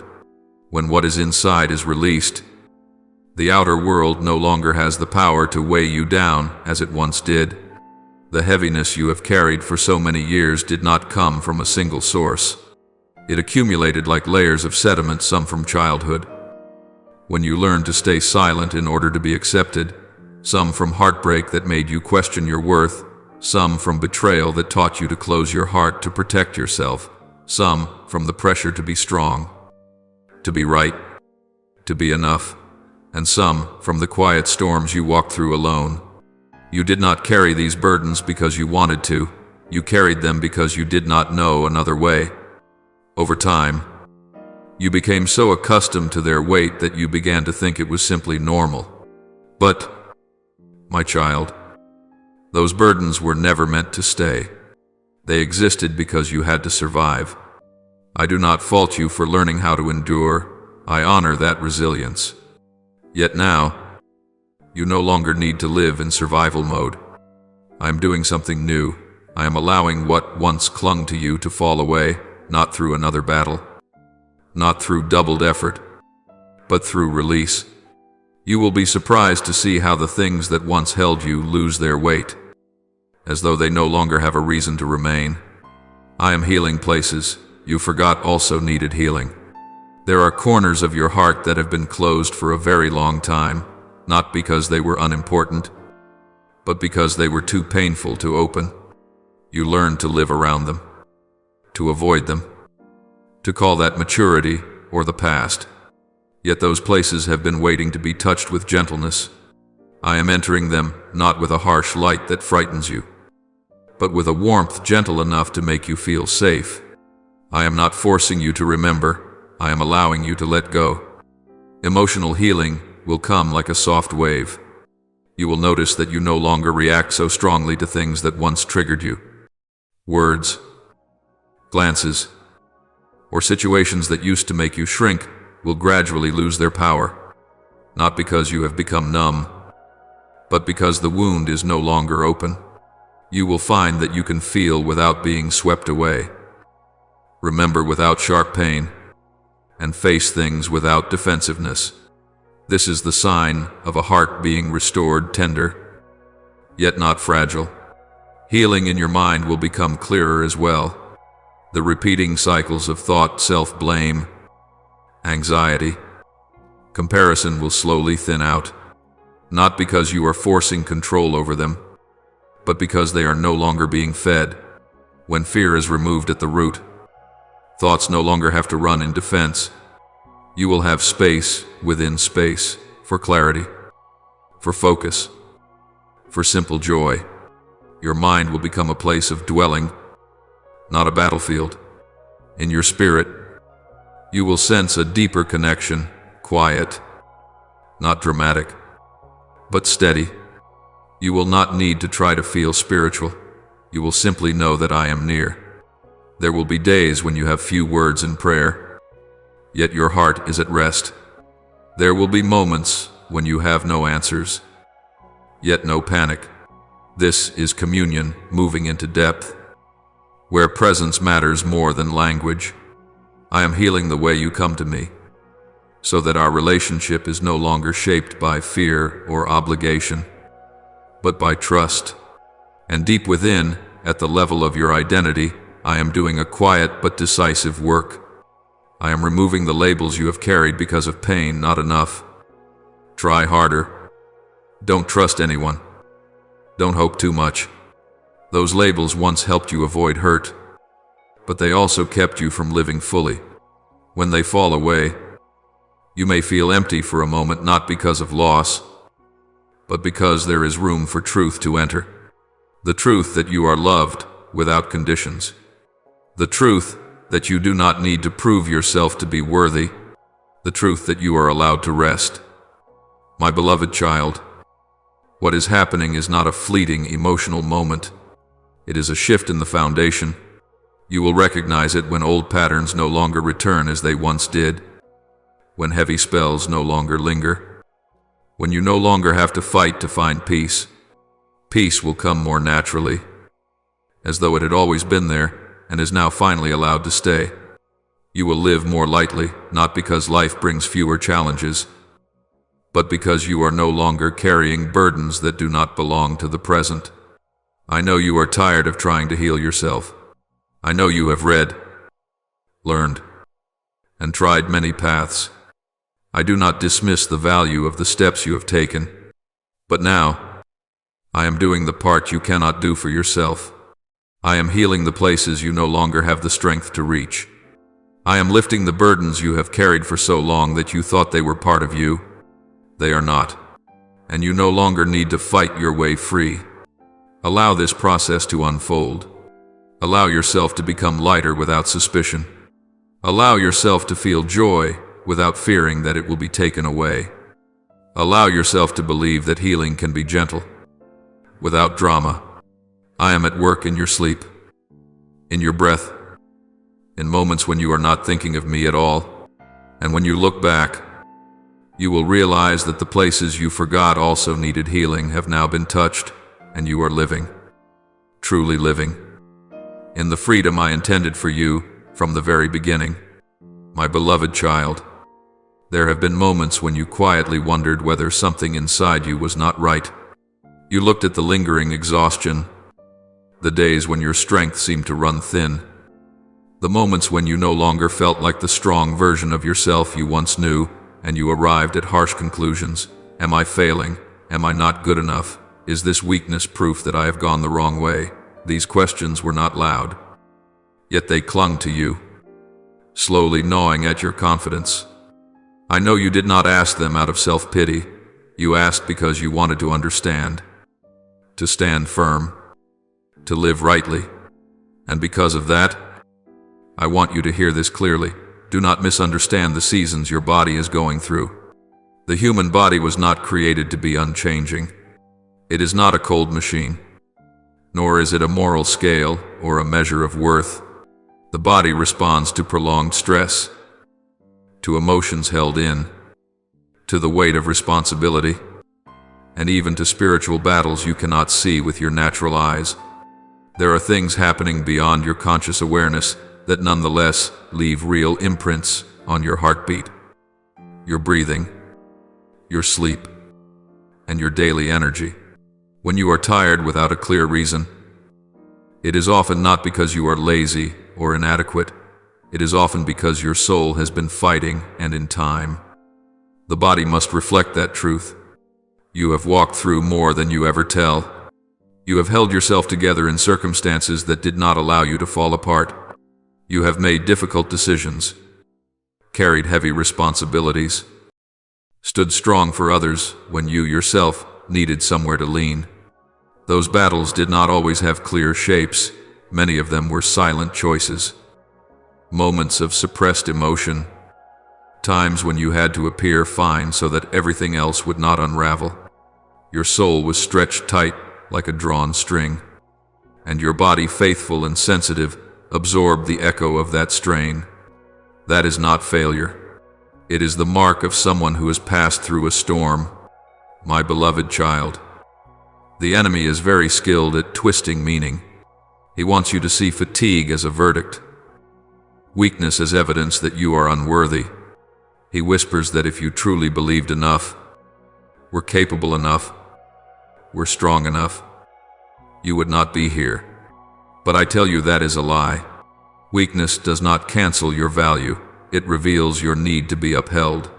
And that need does not diminish you. It makes you more human, more honest, and more ready to receive grace. Understand this: when the soul has been fighting for a long time, the body will speak. It speaks through weariness, through heaviness, through a slowing down, not to betray you, but to protect you. Your body is asking for something you often forget to give: gentleness. Gentleness with your pace, gentleness with your limits, gentleness with yourself. I did not create you to constantly exceed your limits and then condemn yourself for collapsing. I created you to learn how to live within the rhythm of grace, where moving forward and resting coexist. There are spiritual battles you do not always recognize while they are happening. They come disguised as prolonged doubt, unanswered questions, the feeling that you must constantly prove your worth. They appear when you hold faith in silence, when you choose what is right without anyone noticing, when you continue to love without being loved back. These battles consume energy more deeply than physical labor ever could. And when they end or even pause, your body finally begins to tell the truth about the cost you have paid. That is why you feel tired after the storm, not while it is still roaring. My beloved child, do not use the measure of performance to judge the value of your soul.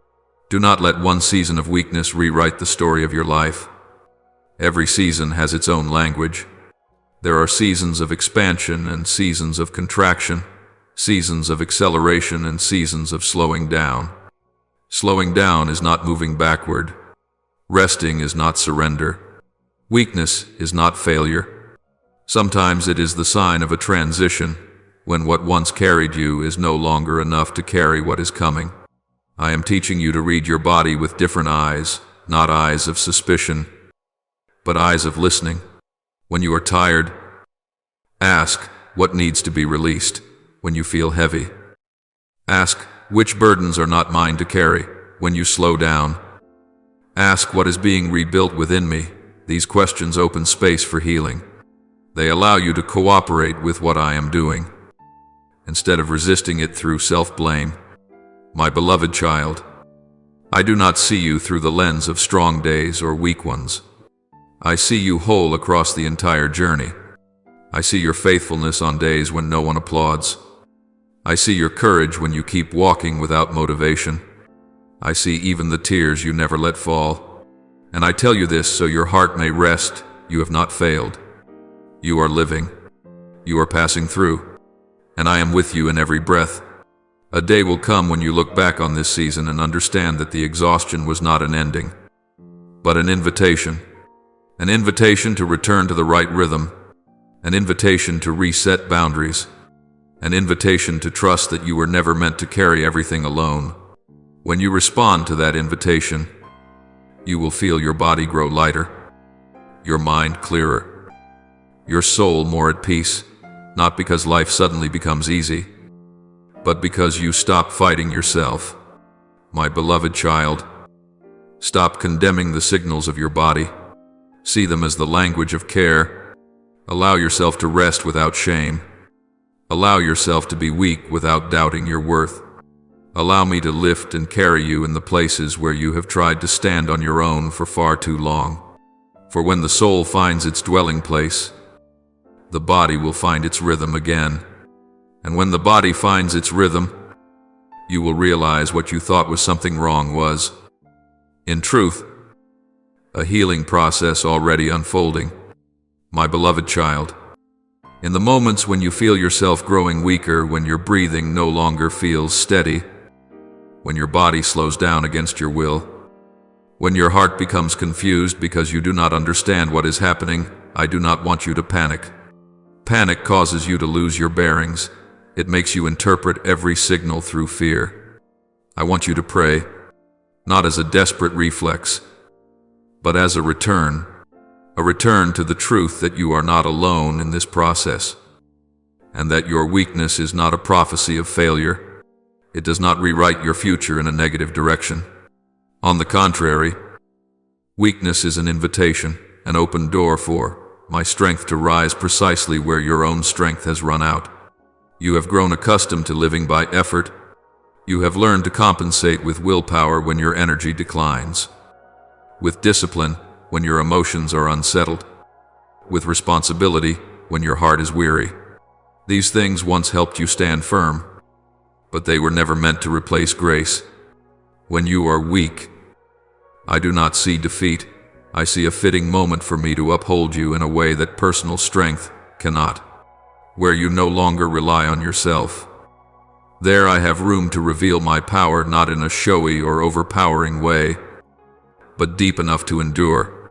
There will be seasons when your body recovers slowly, so slowly that you begin to wonder why the process takes so long. Slowly enough that you feel frustrated because your body does not respond as you expected. Because the better days do not come regularly.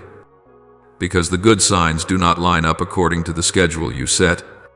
In such moments, it is easy for you to conclude that something is wrong, that you are stuck, that you are moving backward. But, my beloved child, remember this: healing in the natural realm does not always mirror healing in the spiritual realm. These two rhythms do not always align, but they are always connected. While your body is mending layer by layer, regenerating tissue, restoring rhythms, rebalancing itself, I may be healing wounds you no longer remember. There are memories that were locked away so you could keep living, traumas you buried because they were too painful to face, fears you learned to avoid through busyness, pressures you never voiced because you did not want to worry anyone. I am touching those places, and because they lie deep, the process cannot be rushed. It requires safety, consent, and time for layers of defense to be gently removed without causing new harm. Your body carries more than physical weight. It carries memory, what you have lived through and how you learned to respond. It carries emotion, joys left unfinished, sorrows left uncried. It carries patterns, the ways you learned to protect yourself, the reflexes formed in storms. It even carries burdens your mind refused to process because it was overwhelmed. When I heal, I do not merely soothe the pain. I address the roots that allowed the pain to remain. And that work, because it is love, cannot be done in haste. So when your healing seems slow, I do not want you to rush. I want you to pray with me, not only to ask for speed, because fast does not always mean lasting. I want you to ask for understanding, so you may recognize what is being healed at a deeper level. Ask for consent, so you do not resist the process out of fear or impatience. Ask for revelation, so light may reach places you have never named. And ask for peace, so you can remain in the process without condemning yourself. Ask me to remove not only what hurts, but also the source that gave birth to the pain. Pain is often the bell, the cause is the rope that rings it. When I touch the cause, healing becomes sustainable. Ask me to uproot every unseen place where tension has hidden, like a silent intruder, places where you learn to brace yourself, to hold your breath, to blame yourself. When those places are released, your body no longer has to act as a constant alarm. It is allowed to rest. My beloved child, praying during a slow season is not a sign of weak faith. It is a sign of maturity. Maturity is knowing when to pause, when to listen, when to surrender. Maturity is not forcing a process to prove something. Maturity is trusting that I am at work even when you cannot see it. When you pray this way, you place yourself within the rhythm of grace, where healing does not merely happen, but is preserved. I know slowness tests your patience. I know it stirs old questions. But let me reassure you, slow does not mean wrong.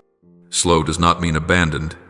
Slow is often the safest way for deep things to be released without creating new fractures. As I heal your deeper layers, I am also protecting your future, so you do not return to old cycles when responsibility increases. When pressure returns, my beloved child, in these days when your body is still learning how to recover, practice gentleness. Gentleness in how you speak to yourself. Gentleness in your pace of life.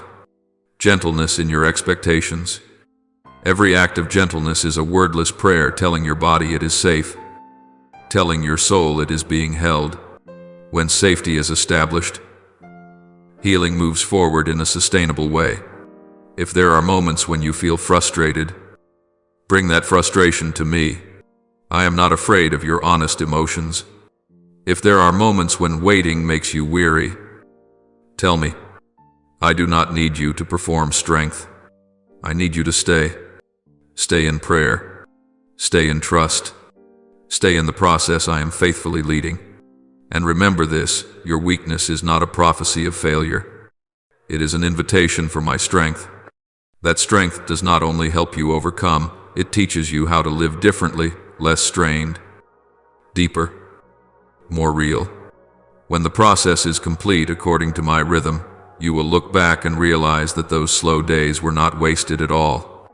They were the foundation of a comprehensive restoration where your body, mind, emotions, and soul walk together in peace. My beloved child, there will be seasons when your body seems inconsistent, days when you wake up full of energy, your mind clear, your steps light, and then, suddenly, days when fatigue arrives without explanation, heavy as if an unseen cloud were following you. At times you feel sharp and alert, at other times you slow down. At times you feel steady, at other times unbalanced. You look at these fluctuations and ask yourself, am I disordered? Am I going the wrong way? But, my beloved, more often than not, this is not disorder, it is adjustment. An adjustment of rhythm, an adjustment of load. an adjustment in how you exist within a complex world without losing your soul. I never created you to operate like a machine. You are not metal programmed to run at a constant rate in every condition. You are a living soul clothed in flesh, and therefore you are sensitive, deep, capable of sensing, resonating, and responding. You are affected by what you hear, what you carry, what you witness. You are influenced by the world's hurried pace, by spiritual battles you do not always see, by emotional waves that rise and settle, by the burdens you carry because you love and because you are responsible. All of these pass through you, and your body faithful will reflect them. There are days when energy comes because your soul has been upheld. There are days when weariness appears because your soul has been stretched for too long. There are moments of clarity because worry has been lifted, and moments of heaviness because memories, expectations, or responsibilities have accumulated. Do not rush to conclude that your body is not okay. Often, it is finding its way back to order like the sea after a strong wind, needing time to grow still. Adjustment is not failure. Adjustment is the sign of life seeking its true rhythm. My beloved child, do not measure your worth by the stability of your body. If you do, you will always be pulled along by fluctuations you cannot control. Your worth is not found in always being strong, always consistent, always fine. Your worth is found in your unbroken connection with me, even when your body changes. When you learn to separate your value from your sensations, you will stop condemning yourself on slow days and stop exalting yourself on fast ones. You will live more freely, more honestly. Measure your steadiness by your ability to pray in every season. Not perfect prayer, not long prayer, faithful prayer. Faithful when you feel strong, faithful when you feel tired, faithful when you are joyful, faithful when you are confused. Prayer is the anchor. When your body changes, it keeps you from drifting into panic. Prayer is the stabilizing force. When emotions fluctuate, it keeps you from being swept away by temporary waves. Prayer is the foundation of connection. It keeps you close to me, even as your flesh is shifting. Prayer is not how you fix your body. It is how you remain. Remain in truth. Remain in peace. Remain in relationship. When you remain, you allow me to do my part without interruption from impatience. When you remain, you allow the process to unfold at a safe pace. When you remain, you learn to listen to your body without panic, discerning which signals call for rest and which fears need to be released. There will be days when you are surprised by how quickly your energy seems to drop. Remember, dropping is not always retreat. Sometimes it is how your system releases pressure to protect you. Sometimes it is an invitation to rest so you do not break. Sometimes it is a sign that you have been carrying too much in silence. Do not resist with self-blame. Respond with prayer. Say to me, I am here. I am tired. Please hold me. That simple prayer can steady you more than any effort to force yourself to keep going. There will also be days when energy returns. Do not rush to use it to compensate or to prove something. Use it to build a foundation, build habits of remaining. Build a rhythm that includes rest. Build loving boundaries. A foundation built on strong days will protect you on tired days. Prayer on strong days keeps you from losing direction when tired days arrive. Prayer on tired days keeps you from condemning yourself when strong days have not yet returned. My beloved child, your body is a faithful companion. It speaks truth in its own language. When it fluctuates, listen without fear. When it needs rest, allow it without guilt. When it recovers, give thanks without pride. Prayer will teach you this rhythm, the rhythm of grace. Grace does not deny limits. Grace works within limits to produce endurance. Remember this, you were not created to endure alone. You were created to connect. That connection does not break when your body changes. It is preserved through prayer. When emotions rise and fall, prayer keeps you from extremes. When your body slows, prayer keeps you from despair. When everything flows smoothly, prayer keeps you from forgetting the source. Prayer does not replace care, it permeates care, making care itself sacred. My beloved child, your body, like your soul, does not remain in a fixed state. It moves through seasons of growth, very real, very alive seasons when you feel stretched beyond what is familiar, when old foundations are being reinforced, and when you gradually become someone you once did not recognize in the mirror. Growth does not arrive like a gentle, cooling breeze. It comes as a quiet force, pressing you to leave old patterns behind and step into a new form. And for that very reason, growth is rarely comfortable for the flesh. The flesh does not love change. It seeks familiarity, stability, predictability. Growth, however, takes a different path. Muscles grow stronger not when they are pampered, but when they meet resistance. Endurance is not formed in idle days, but under pressure that is properly distributed. The soul rises not by avoiding trials, but by learning how to stand firm within them. So when you feel discomfort, tension, or even confusion within your own body, do not rush to assume that something is wrong. It may well be that you are in the midst of a season of growth, a season in which the old is making way for the new. Do not panic when growth comes with discomfort. Discomfort is not the enemy. It is often a signal that old limits are being expanded. When you train, you know that mild pain is not meant to destroy you, but to build you. In the same way, in the inner life, the pressures you feel are not designed to crush you, but to shape you. I do not stretch you to tear you apart. I stretch you to create more room within you for what I am preparing. In such seasons, what I ask of you is not control, but prayer.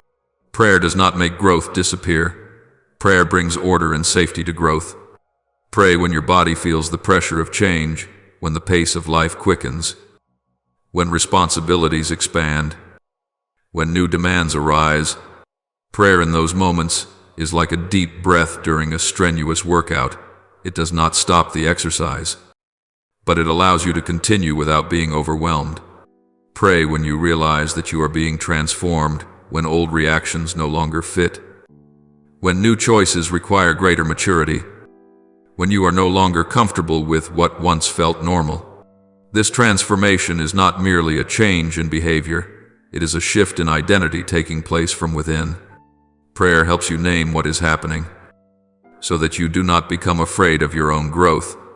When you pray, you tell your soul, I am being guided, not forced, and pray when I am leading you into deeper levels of maturity, responsibility, and purpose. Those deeper levels require focus, not the tense focus of anxiety, but the quiet focus of one who knows where they are going. Growth without focus easily leads to exhaustion. Growth with focus produces endurance. Prayer gives you that focus, helping you discern what to prioritize, what to release, and what to wait for.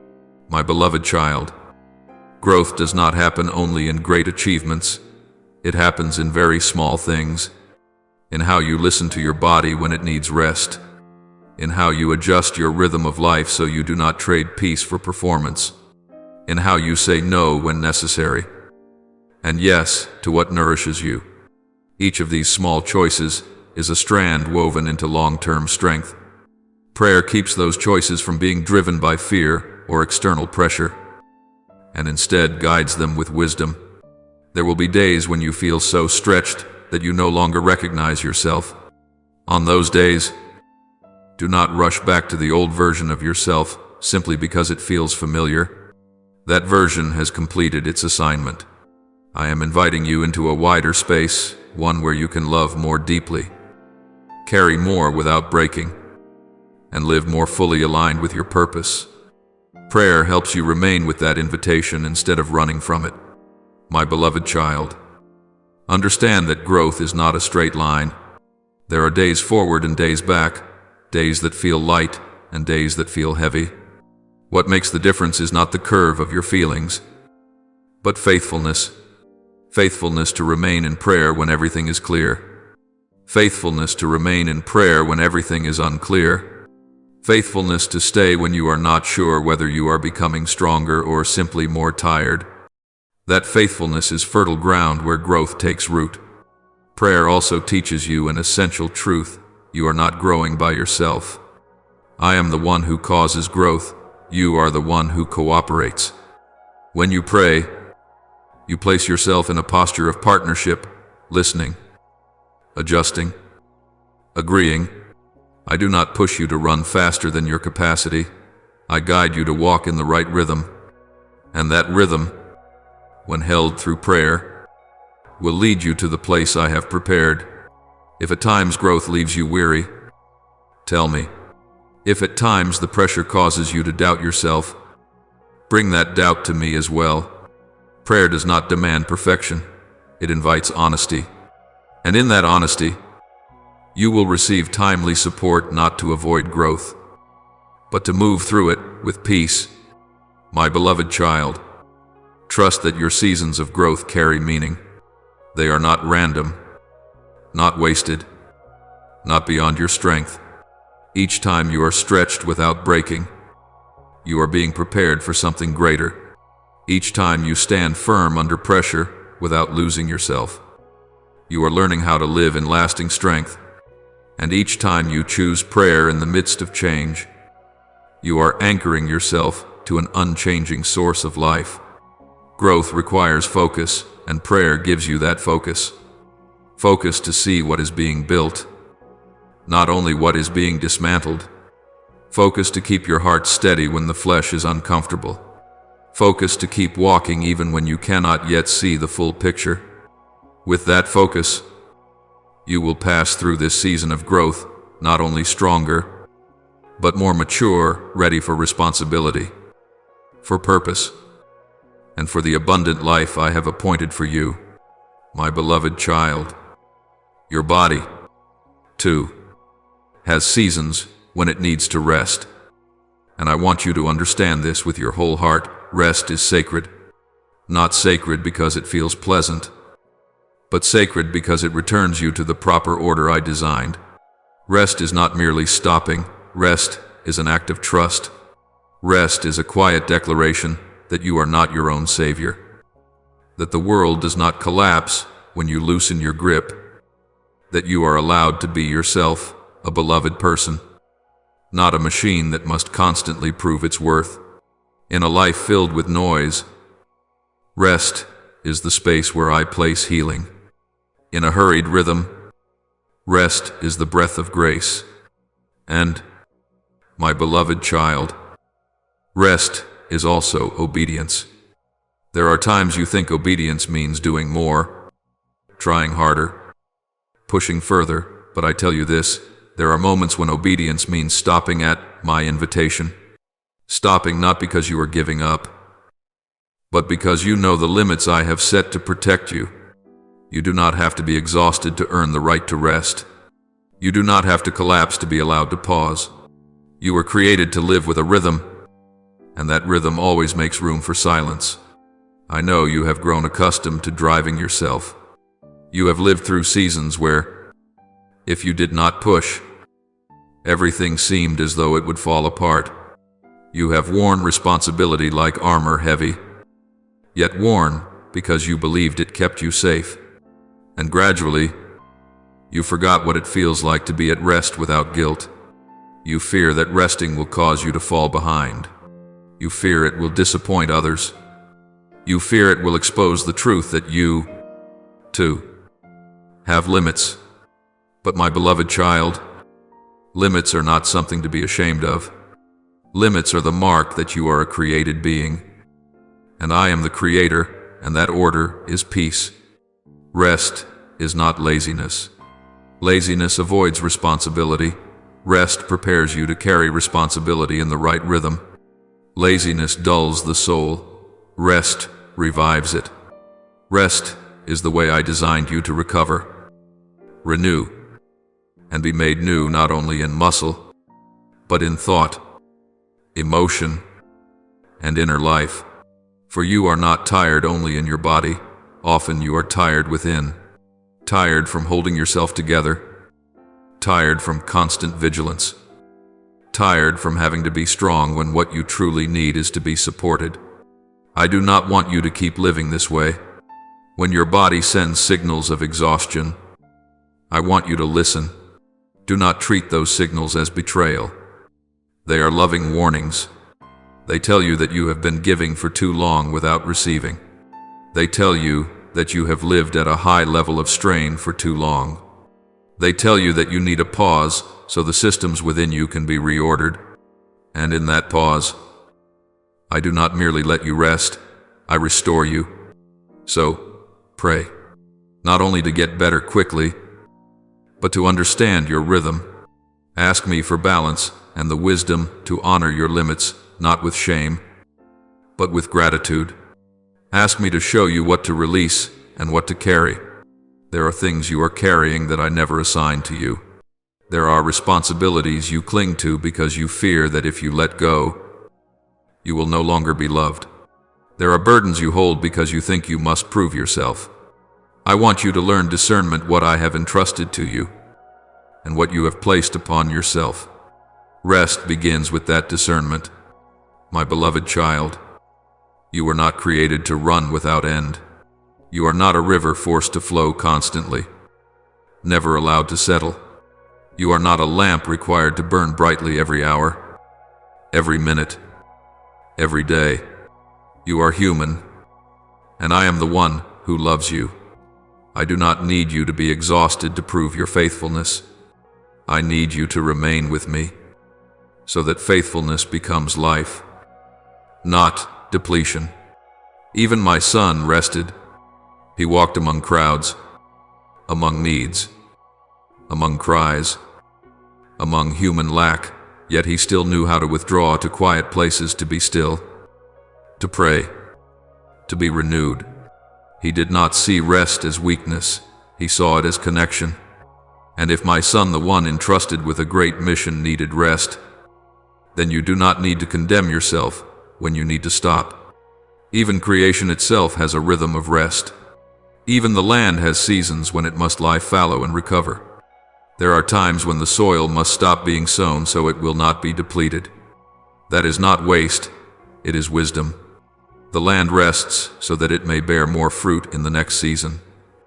In the same way, you rest so your soul does not dry out, your body does not wear down, and your heart does not turn to stone. You rest so that tomorrow you can give from fullness, not from emptiness. My beloved child, I know what makes rest difficult for you is not a lack of time, but a sense of guilt. You fear that if you rest, you are not doing enough. But I tell you, pray for rest without guilt. That guilt does not come from me. I do not condemn you for needing sleep. I am not disappointed when you need to slow down. I do not measure my love by your productivity. I measure it by relationship. And within that relationship, rest is where you learn to trust that you are loved even when you are doing nothing at all. Pray that I would teach you how to rest rightly. Rest is not only lying down, it is laying down the burdens in your mind. Sometimes the body lies still while the heart keeps running. I want you to learn how to quiet the noise within. Bring your lists, your worries, your expectations, your fears into my presence. Say, Lord, I cannot carry everything, and allow me to remove each layer of pressure. When pressure is lifted, your sleep will grow deeper. When the mind is at peace, the body recovers more quickly. When the soul is anchored, you wake not only stronger, but clearer. My beloved child, after you have learned how to pause and listen, I want you to know that the journey does not end in stillness. From that place of quiet, I lead you to rise with a new awareness, not rising to rush back into the old rhythm, but to walk upon a different foundation, a foundation of understanding, of discernment, of identity rightly placed. When you step out of the silence, you are no longer the same as before. You no longer carry the panic of former days. You carry the clarity of one who knows where they are going and why they are going there. I am teaching you to recognize the voices in your life. There are voices that push, voices that condemn, voices that cause you to doubt yourself. But there is also a guiding voice, one that does not shout or pressure, but gently invites you to take steady steps. When you have rested in stillness long enough, you will be able to discern which voice belongs to fear, which arises from human expectations, and which is mine. This discernment will protect you more than any effort of your own, because it helps you choose the right path before correction becomes necessary. My beloved child, from here I invite you into maturity in your choices. Maturity is not about having more options, but about choosing fewer and choosing more wisely. You will no longer be swept along by every opportunity, every enticing invitation, every urgent demand from others. You will learn to ask, does this fit this season? Does this nurture life? Does this draw me closer to the purpose I have placed within me? These questions will become a safeguard for your peace. I am also teaching you the strength of consistency, not moments of intensity, but steady steps are what shape the person you are becoming. Consistency in prayer, in how you care for your body, in keeping your word, in loving without losing yourself. This consistency is not glamorous, but it endures.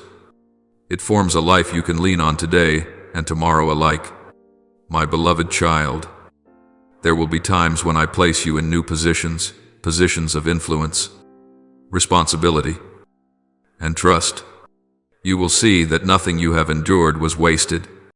The fatigue, the slower seasons, the quiet lessons, all of it has prepared you to understand others more deeply, to lead with humility, and not to demand from others what you yourself have never had to pay the cost for. From these experiences, you will serve, not through pressure, but through compassion. I am also opening your heart to receive joy, joy that is not loud and does not depend on circumstances. There are simple joys you once overlooked because you were always rushing: a peaceful morning, an honest conversation, a task done with care, a laugh without defenses. This joy does not distract you from purpose. It makes you more resilient. Those who carry deep joy are not easily drained by temporary disappointment. My beloved child, from here I also invite you to face truth with courage. Not everything in your life is meant to be kept. Some relationships need new boundaries. Some habits need to be released. Some old beliefs need to be replaced. Truth is not always comfortable, but it liberates. When you choose truth, you do not diminish yourself. You lighten yourself so you can carry what truly matters. I am leading you into inner freedom, a place where you no longer live to please everyone, nor live to oppose everyone. You live from a steady center. From that center, you can say yes without fear of loss, and say no without guilt. You walk with the calm assurance of one who knows they are held. This freedom does not distance you from others. It allows you to be more fully present in relationships. My beloved child, there will be moments when you are invited to step into leadership, whether large or small. I am not seeking perfection. I am seeking faithfulness. One who has learned to listen, one who knows when to pause, one who knows how to rise without pride. When you lead from a place that has been healed, you will not recreate old pressures in others. You will create space for life to flourish. I also want you to know that seasons of testing may still come, but they will not be like before. Not because they are weaker, but because you are stronger. You will not panic when obstacles arise. You will not rush to conclusions when plans need adjustment. You will stand in peace. Ask me for the next step, and move forward with trust. Peace does not remove challenges, it removes the fear that makes challenges overwhelming. My beloved child, I am teaching you to read the signs of life. When something brings healthy expansion, clarity, and lasting peace, move forward. When something continually drains you, clouds your vision, and awakens fear, pause and ask again. Life has a rhythm, death rushes. When you learn the rhythm of life, you will no longer need to guess. I am also inviting you to invest in what lasts. Not everything needs immediate results. Some seeds require time. Some relationships must be built slowly. Some callings need to be nurtured in silence. When you are patient with what endures, you avoid the exhaustion of short-term cycles. I am with you in that patience, tending each stage with care. My beloved child, remember that you are not returning to the starting line. You are moving forward with new wisdom, a softer heart, and a body that is honored. Every step you take now carries the weight of experience and grace. You do not need to prove anything. Your life will speak for itself. Your consistency will testify. Your peace will testify. Your way of loving will testify. If there are moments when you feel disoriented, return to what is simple. Listen. Discern. Take the next step. I do not ask you to see the whole path. I invite you to be faithful to the step before you. Light for the next step will come at the right time. And when you look back, you will see that each small step formed a great journey, quiet, yet steady, my beloved child. From here, you will live with peaceful intentionality, intentional in your choices, peaceful in the outcomes. You will do your part with faithfulness and entrust the rest to me with confidence. In this rhythm, you will not merely exist, you will bear fruit, fruit of wisdom, of enduring love, and of joy that is not governed by circumstance. My beloved child, as you continue walking along this new path, you will begin to notice something distinctly different. The rhythm of your life has changed, not because circumstances have suddenly become perfect, but because within you there is now a new axis around which everything turns. Before, you reacted under pressure. Now, you act from discernment. Before, you were pulled along by urgency. Now, you choose what is necessary. This change is not loud, yet it transforms the way you show up in life entirely. You no longer live to keep up, you live in the right rhythm. I am training you in the art of steadiness. Steadiness is not rigidity, it is faithfulness to what is essential, even as contexts shift. You will encounter days when everything flows smoothly, and days when everything slows down. In both, I invite you to hold one posture, not pride when things go well, and not discouragement when progress feels delayed. Steadiness guards you from these two extremes. It enables you to keep doing what is right, small, consistent acts so that you build a life able to stand firm when the winds rise. My beloved child, I am also opening your eyes to the value of the unseen. Not every good thing needs to be noticed right away. There are seasons when you sow seeds beneath the soil without applause, without immediate confirmation. Before, the absence of recognition may have unsettled you. Now, you are learning to rejoice simply because the seed has gone into the ground. This hiddenness nurtures humility, and humility keeps blessing from becoming a burden. When you no longer need to prove yourself, you are free to serve. I am leading you into maturity in your speech. You will speak less, but with greater accuracy. You will no longer feel compelled to explain every choice or defend yourself against every opinion. Your well-timed silence will speak louder than 1,000 justifications, and when your words are needed, they will carry weight because they come from a place that has been refined. I am teaching you that wise speech is not meant to win arguments, but to build life. my beloved child. From here, you will also experience shifts in your relationships. Some relationships will grow deeper because you are more fully present. Others will need to be reordered because they no longer align with your new rhythm. This may stir mixed emotions relief alongside sadness, but do not be afraid. I do not remove what is precious. I prune so that the tree may bear more fruit. Pruning does not deny what has been. It protects what is to come. I am also teaching you to receive help. Before, you were accustomed to carrying everything on your own. Now, you are learning to open your hands. Receiving does not make you weak, it makes community real. When you allow others to walk with you, you do not lose strength, you multiply it. Humility in receiving is a mark of maturity, because you no longer need to prove that you are enough. My beloved child, you will find yourself freer in relation to outcomes. You do your part with faithfulness, yet you are no longer bound to results unfolding exactly as you imagined. This freedom does not make you indifferent, it makes you steady. When outcomes come, you give thanks without pride. When they are delayed, you adjust without panic.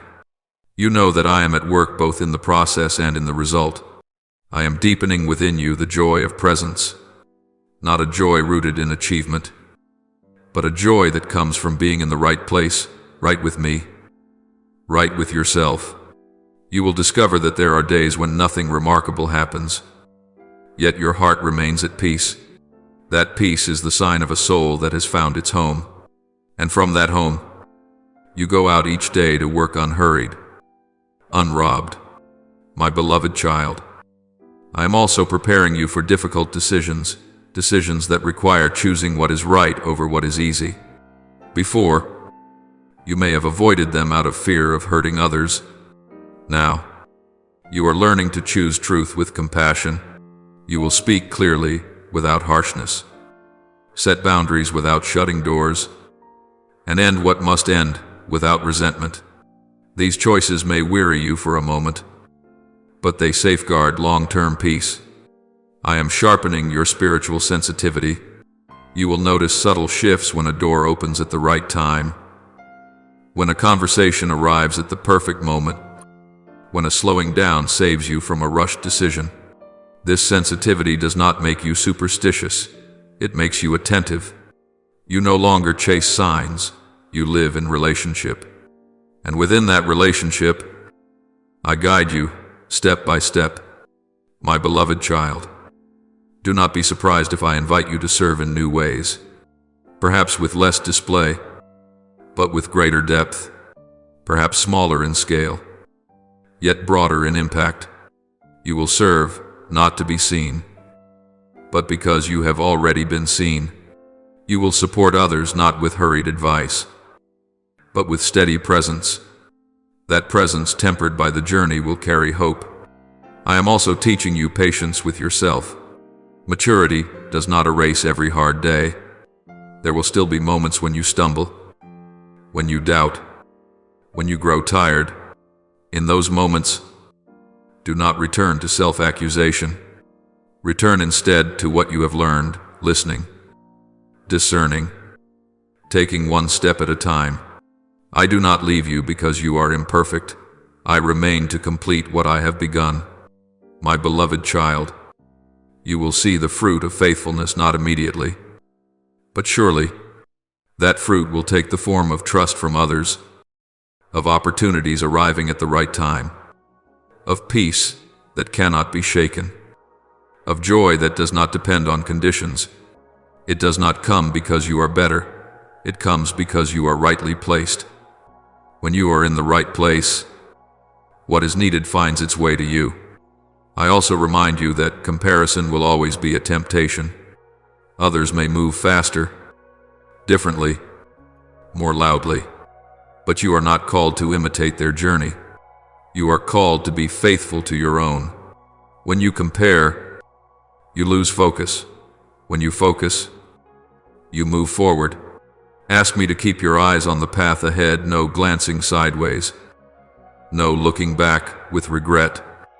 My beloved child, I am building within you a life that can be passed on not merely through words, but through example. Others will learn from how you handle pressure, how you keep peace, how you love without losing yourself. Your legacy is not only what you accomplish, but who you become, and that person is being formed day by day through small choices, steady steps, and repeated returns. If at times you find yourself standing at a crossroads, remember this: you do not need to choose what is perfect, you need to choose what is honest. Honest with me, honest with yourself, honest with the season you are in. From that honesty, I will make a way. Light for the next step will come as you walk in the light you already have. My beloved child, continue forward with intentional peace. Do what needs to be done today. Release what does not belong to today. Trust tomorrow to me. I do not call you to carry the entire future on your shoulders. I call you to hold the present step in your hands. As you do, you will discover that the journey, though challenging, is upheld by grace that does not run dry. I am here as the one who goes before you to make the way, as the one who walks beside you to uphold you, and as the one who stands behind you to guard you. Keep going. Remain faithful. Love deeply. And trust that what I am building within you is good, fitting, and deep enough to carry you into every season ahead with steadiness, freedom, and enduring joy. My beloved child, as you continue to go deeper into this journey, you will begin to realize that true maturity starts from within, not from what you do, but from who you are becoming. In the past, you may have defined yourself by roles, by responsibilities, by what you accomplished. Now, I am teaching you to define yourself by identity. That identity is not shaken by praise or criticism. It does not swell with success, nor shrink with failure. It stands firm because it is anchored in the truth that you belong to me.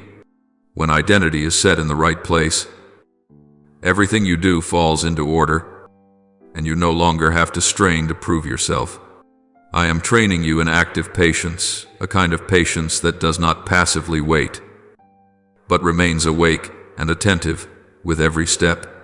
You will no longer force doors to open too soon, nor delay out of fear. You are learning to prepare before results appear, to tend small things before there is recognition. This patience guards you against impulsive decisions and keeps you from giving up halfway. It teaches you that timing is part of wisdom, not an obstacle. My beloved child, I am also leading you into honesty with yourself. Honesty is not harsh. Honesty is light. You will learn to name what you feel without condemning yourself, to acknowledge limits without shame, to admit desires without fear of judgment. This honesty opens the way for deeper healing, because what is brought into the light loses its power to control. When you no longer have to hide, you are free to grow. I am refining you in the discipline of focus, not a tense focus that drains you, but a gentle focus that keeps you aligned. You will do fewer things, but each one will matter more. You will reduce unnecessary distractions, the noise competing for your attention, so your energy is preserved for what I am building. When you guard your focus, you guard your peace. When you guard your peace, you guard your vitality. My beloved child, there will be times when I invite you to carry greater responsibility, not to test you, but because you are ready. This responsibility does not come through pressure. It comes through trust. You will find yourself entrusted with matters that require steadiness, discernment, and compassion. What you have learned in quiet places now becomes a foundation. You will not lead from fear. You will lead from a stable presence. I am also teaching you the strength of completion. Before, you may have started many things but finished few, because of fatigue or distraction. Now you are learning to complete what I entrust to you, even the small things, with faithfulness. Completion is not for display, it is to close loops. So your soul does not carry unfinished weight. Each time you complete something, you build trust within yourself. My beloved child, along this journey I also allow you to pass through moments of uncertainty. Uncertainty is not a sign that you are lost. Sometimes it is the space needed to release old assumptions. In that space, I plant new understanding. You learn to stay with questions without panic, to keep moving forward without seeing the entire picture. That courage to remain makes you deeper. I am stirring within you a compassion that does not grow weary, not compassion that depletes you, but compassion with boundaries. You will love without losing yourself, help without rescuing, listen without carrying what is not yours. Compassion with boundaries protects you from exhaustion and protects others from dependence. It allows love to flow in the right direction. My beloved child, you will also learn the joy of simplicity, not simplicity born of lack, but simplicity born of sufficiency. You will chase fewer unnecessary complications and carry fewer invisible burdens. Simple joy comes when you live aligned with your core values, loving honestly, working honestly, resting honestly, being present honestly. When life is simple, the soul has room to breathe. I am teaching you how to handle conflict with wisdom, not avoiding it, and not confronting it without restraint. You will speak truth with kindness, set boundaries with respect, and listen to understand rather than to win. When conflicts are handled well, they do not destroy, they refine. Through them, you grow in relationships without losing yourself. My beloved child, do not be surprised if I invite you to adjust your pace once again, not to return to the old, but to move forward into the new. Rhythm is not a straight line, it is a series of wise adjustments according to the season. You will know when to accelerate, when to maintain, and when to slow down, not from fear, but from discernment. That discernment is the mark of one who has learned to listen.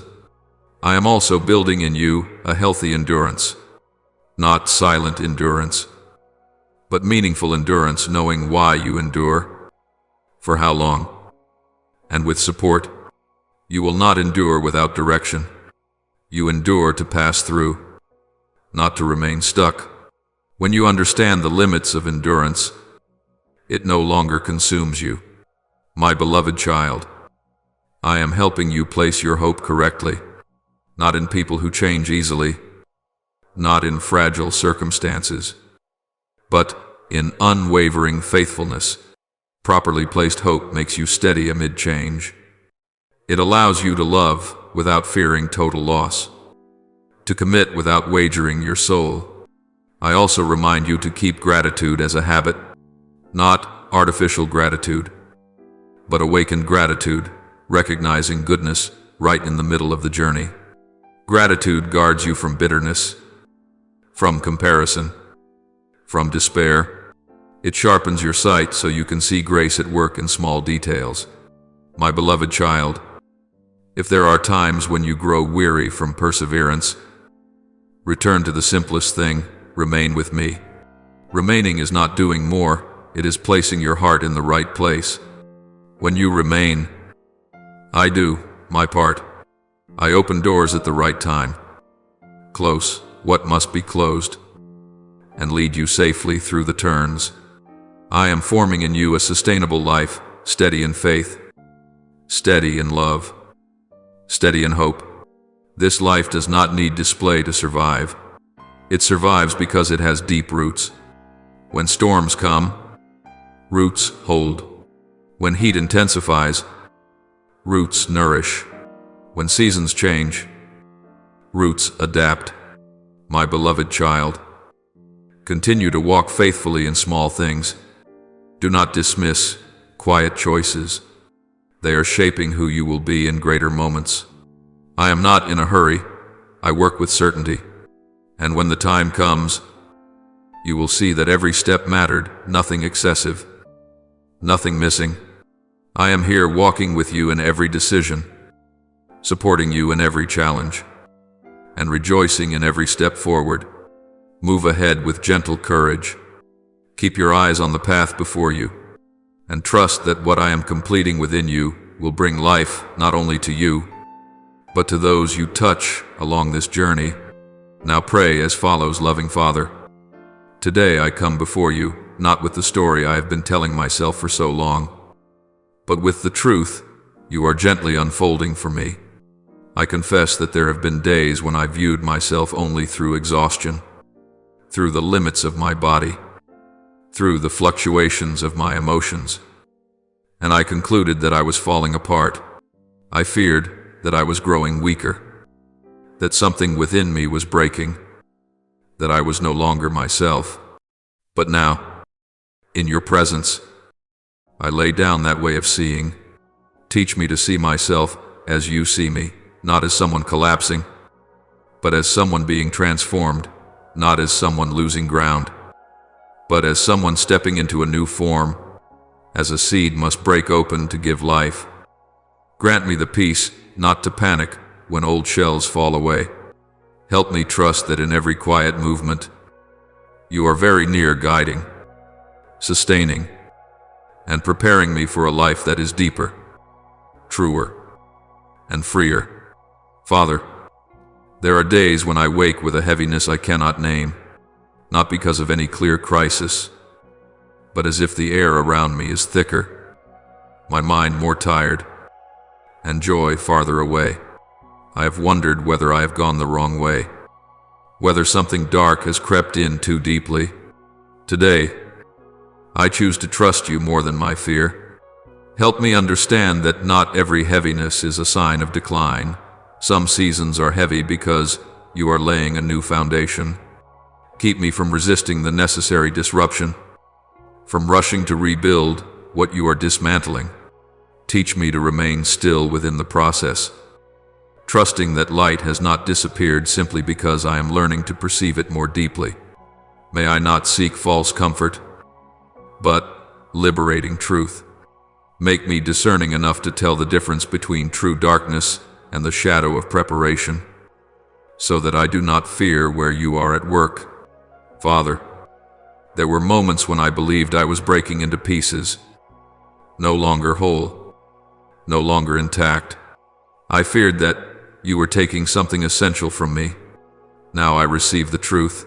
You are not destroying me, you are refining me. Give me the courage to release beliefs that once helped me survive but now leave me weary. Dismantle the survival mechanisms formed in fear, the habits built through constant strain. Help me trust that what is falling away is not my core, and that what remains will be steadier, truer, and freer. Let true strength take root within me, not the strength of control, but the strength of abiding in you. Father, I place my very body before you with every signal, every sensation, every limitation I once misunderstood as punishment. Forgive me for fearing my own body, for interpreting its messages through anxiety rather than discernment. Today I choose to learn the language of my body as revelation, not as a verdict. Show me where I have carried more than my share, where I have forgotten to set boundaries, where I need you to enter more deeply. Help me not to panic when my body asks for rest, not to condemn myself when I need to slow down. May I recognize that this body is not a battlefield, but a place where you are restoring order, peace, and life. Father, I acknowledge that some fatigue does not come from doing too much, but from being tense for too long. Some pain does not arise from physical weakness, but from a soul that has been silent for too many years. Teach me to stop without guilt, to listen without fear. Show me the difference between endurance and trust, between striving and surrender. Let me learn this lesson not in theory, but through the lived experience of being upheld by you in my weakness. May I stop trying to prove myself, stop bracing myself, and learn to rest in your embrace. Father, I thank you that I do not need to be better to be healed. I do not need to be stronger to be loved. I only need to be real. Free me from pretending I am fine when I am tired, from condemning myself for very human limits. Let me come to you as I am, without hiding, without defense, without decoration. When I am weak, remind me that this is precisely when you are strengthening me in your way. When I release control, make room for grace to recreate. Father, I receive this new season not as pressure to change faster, but as an invitation into a different rhythm, slower, deeper, truer. Help me see limits as a gift, not a failure. Teach me to let my body lead me back to my own truth, rather than forcing it into standards that no longer fit. May places that were once weaknesses become doorways to rescue, places that once hurt become wells of compassion, and places that were once attacked become testimonies of your protection. Father, help me recognize the very ordinary signs of healing without dismissing them. When my sleep deepens, when my mind clears, when my emotions soften, let me know that safety is being restored. Let me receive returning energy as a steady flow, not a momentary surge. Help me hear my own breathing again and realize that I no longer have to fight constantly just to survive. A new foundation is being laid, and I choose to trust this process. Beloved Father, I thank you that this healing does not turn me into someone else, but brings me back to myself, the version once set aside during years of mere survival. Let me live in this body as in a renovated home filled with light, marked by steady breath, grounded on firm foundations. May my body, mind, and spirit move in one rhythm. Keep me from returning to old burdens simply because they are familiar.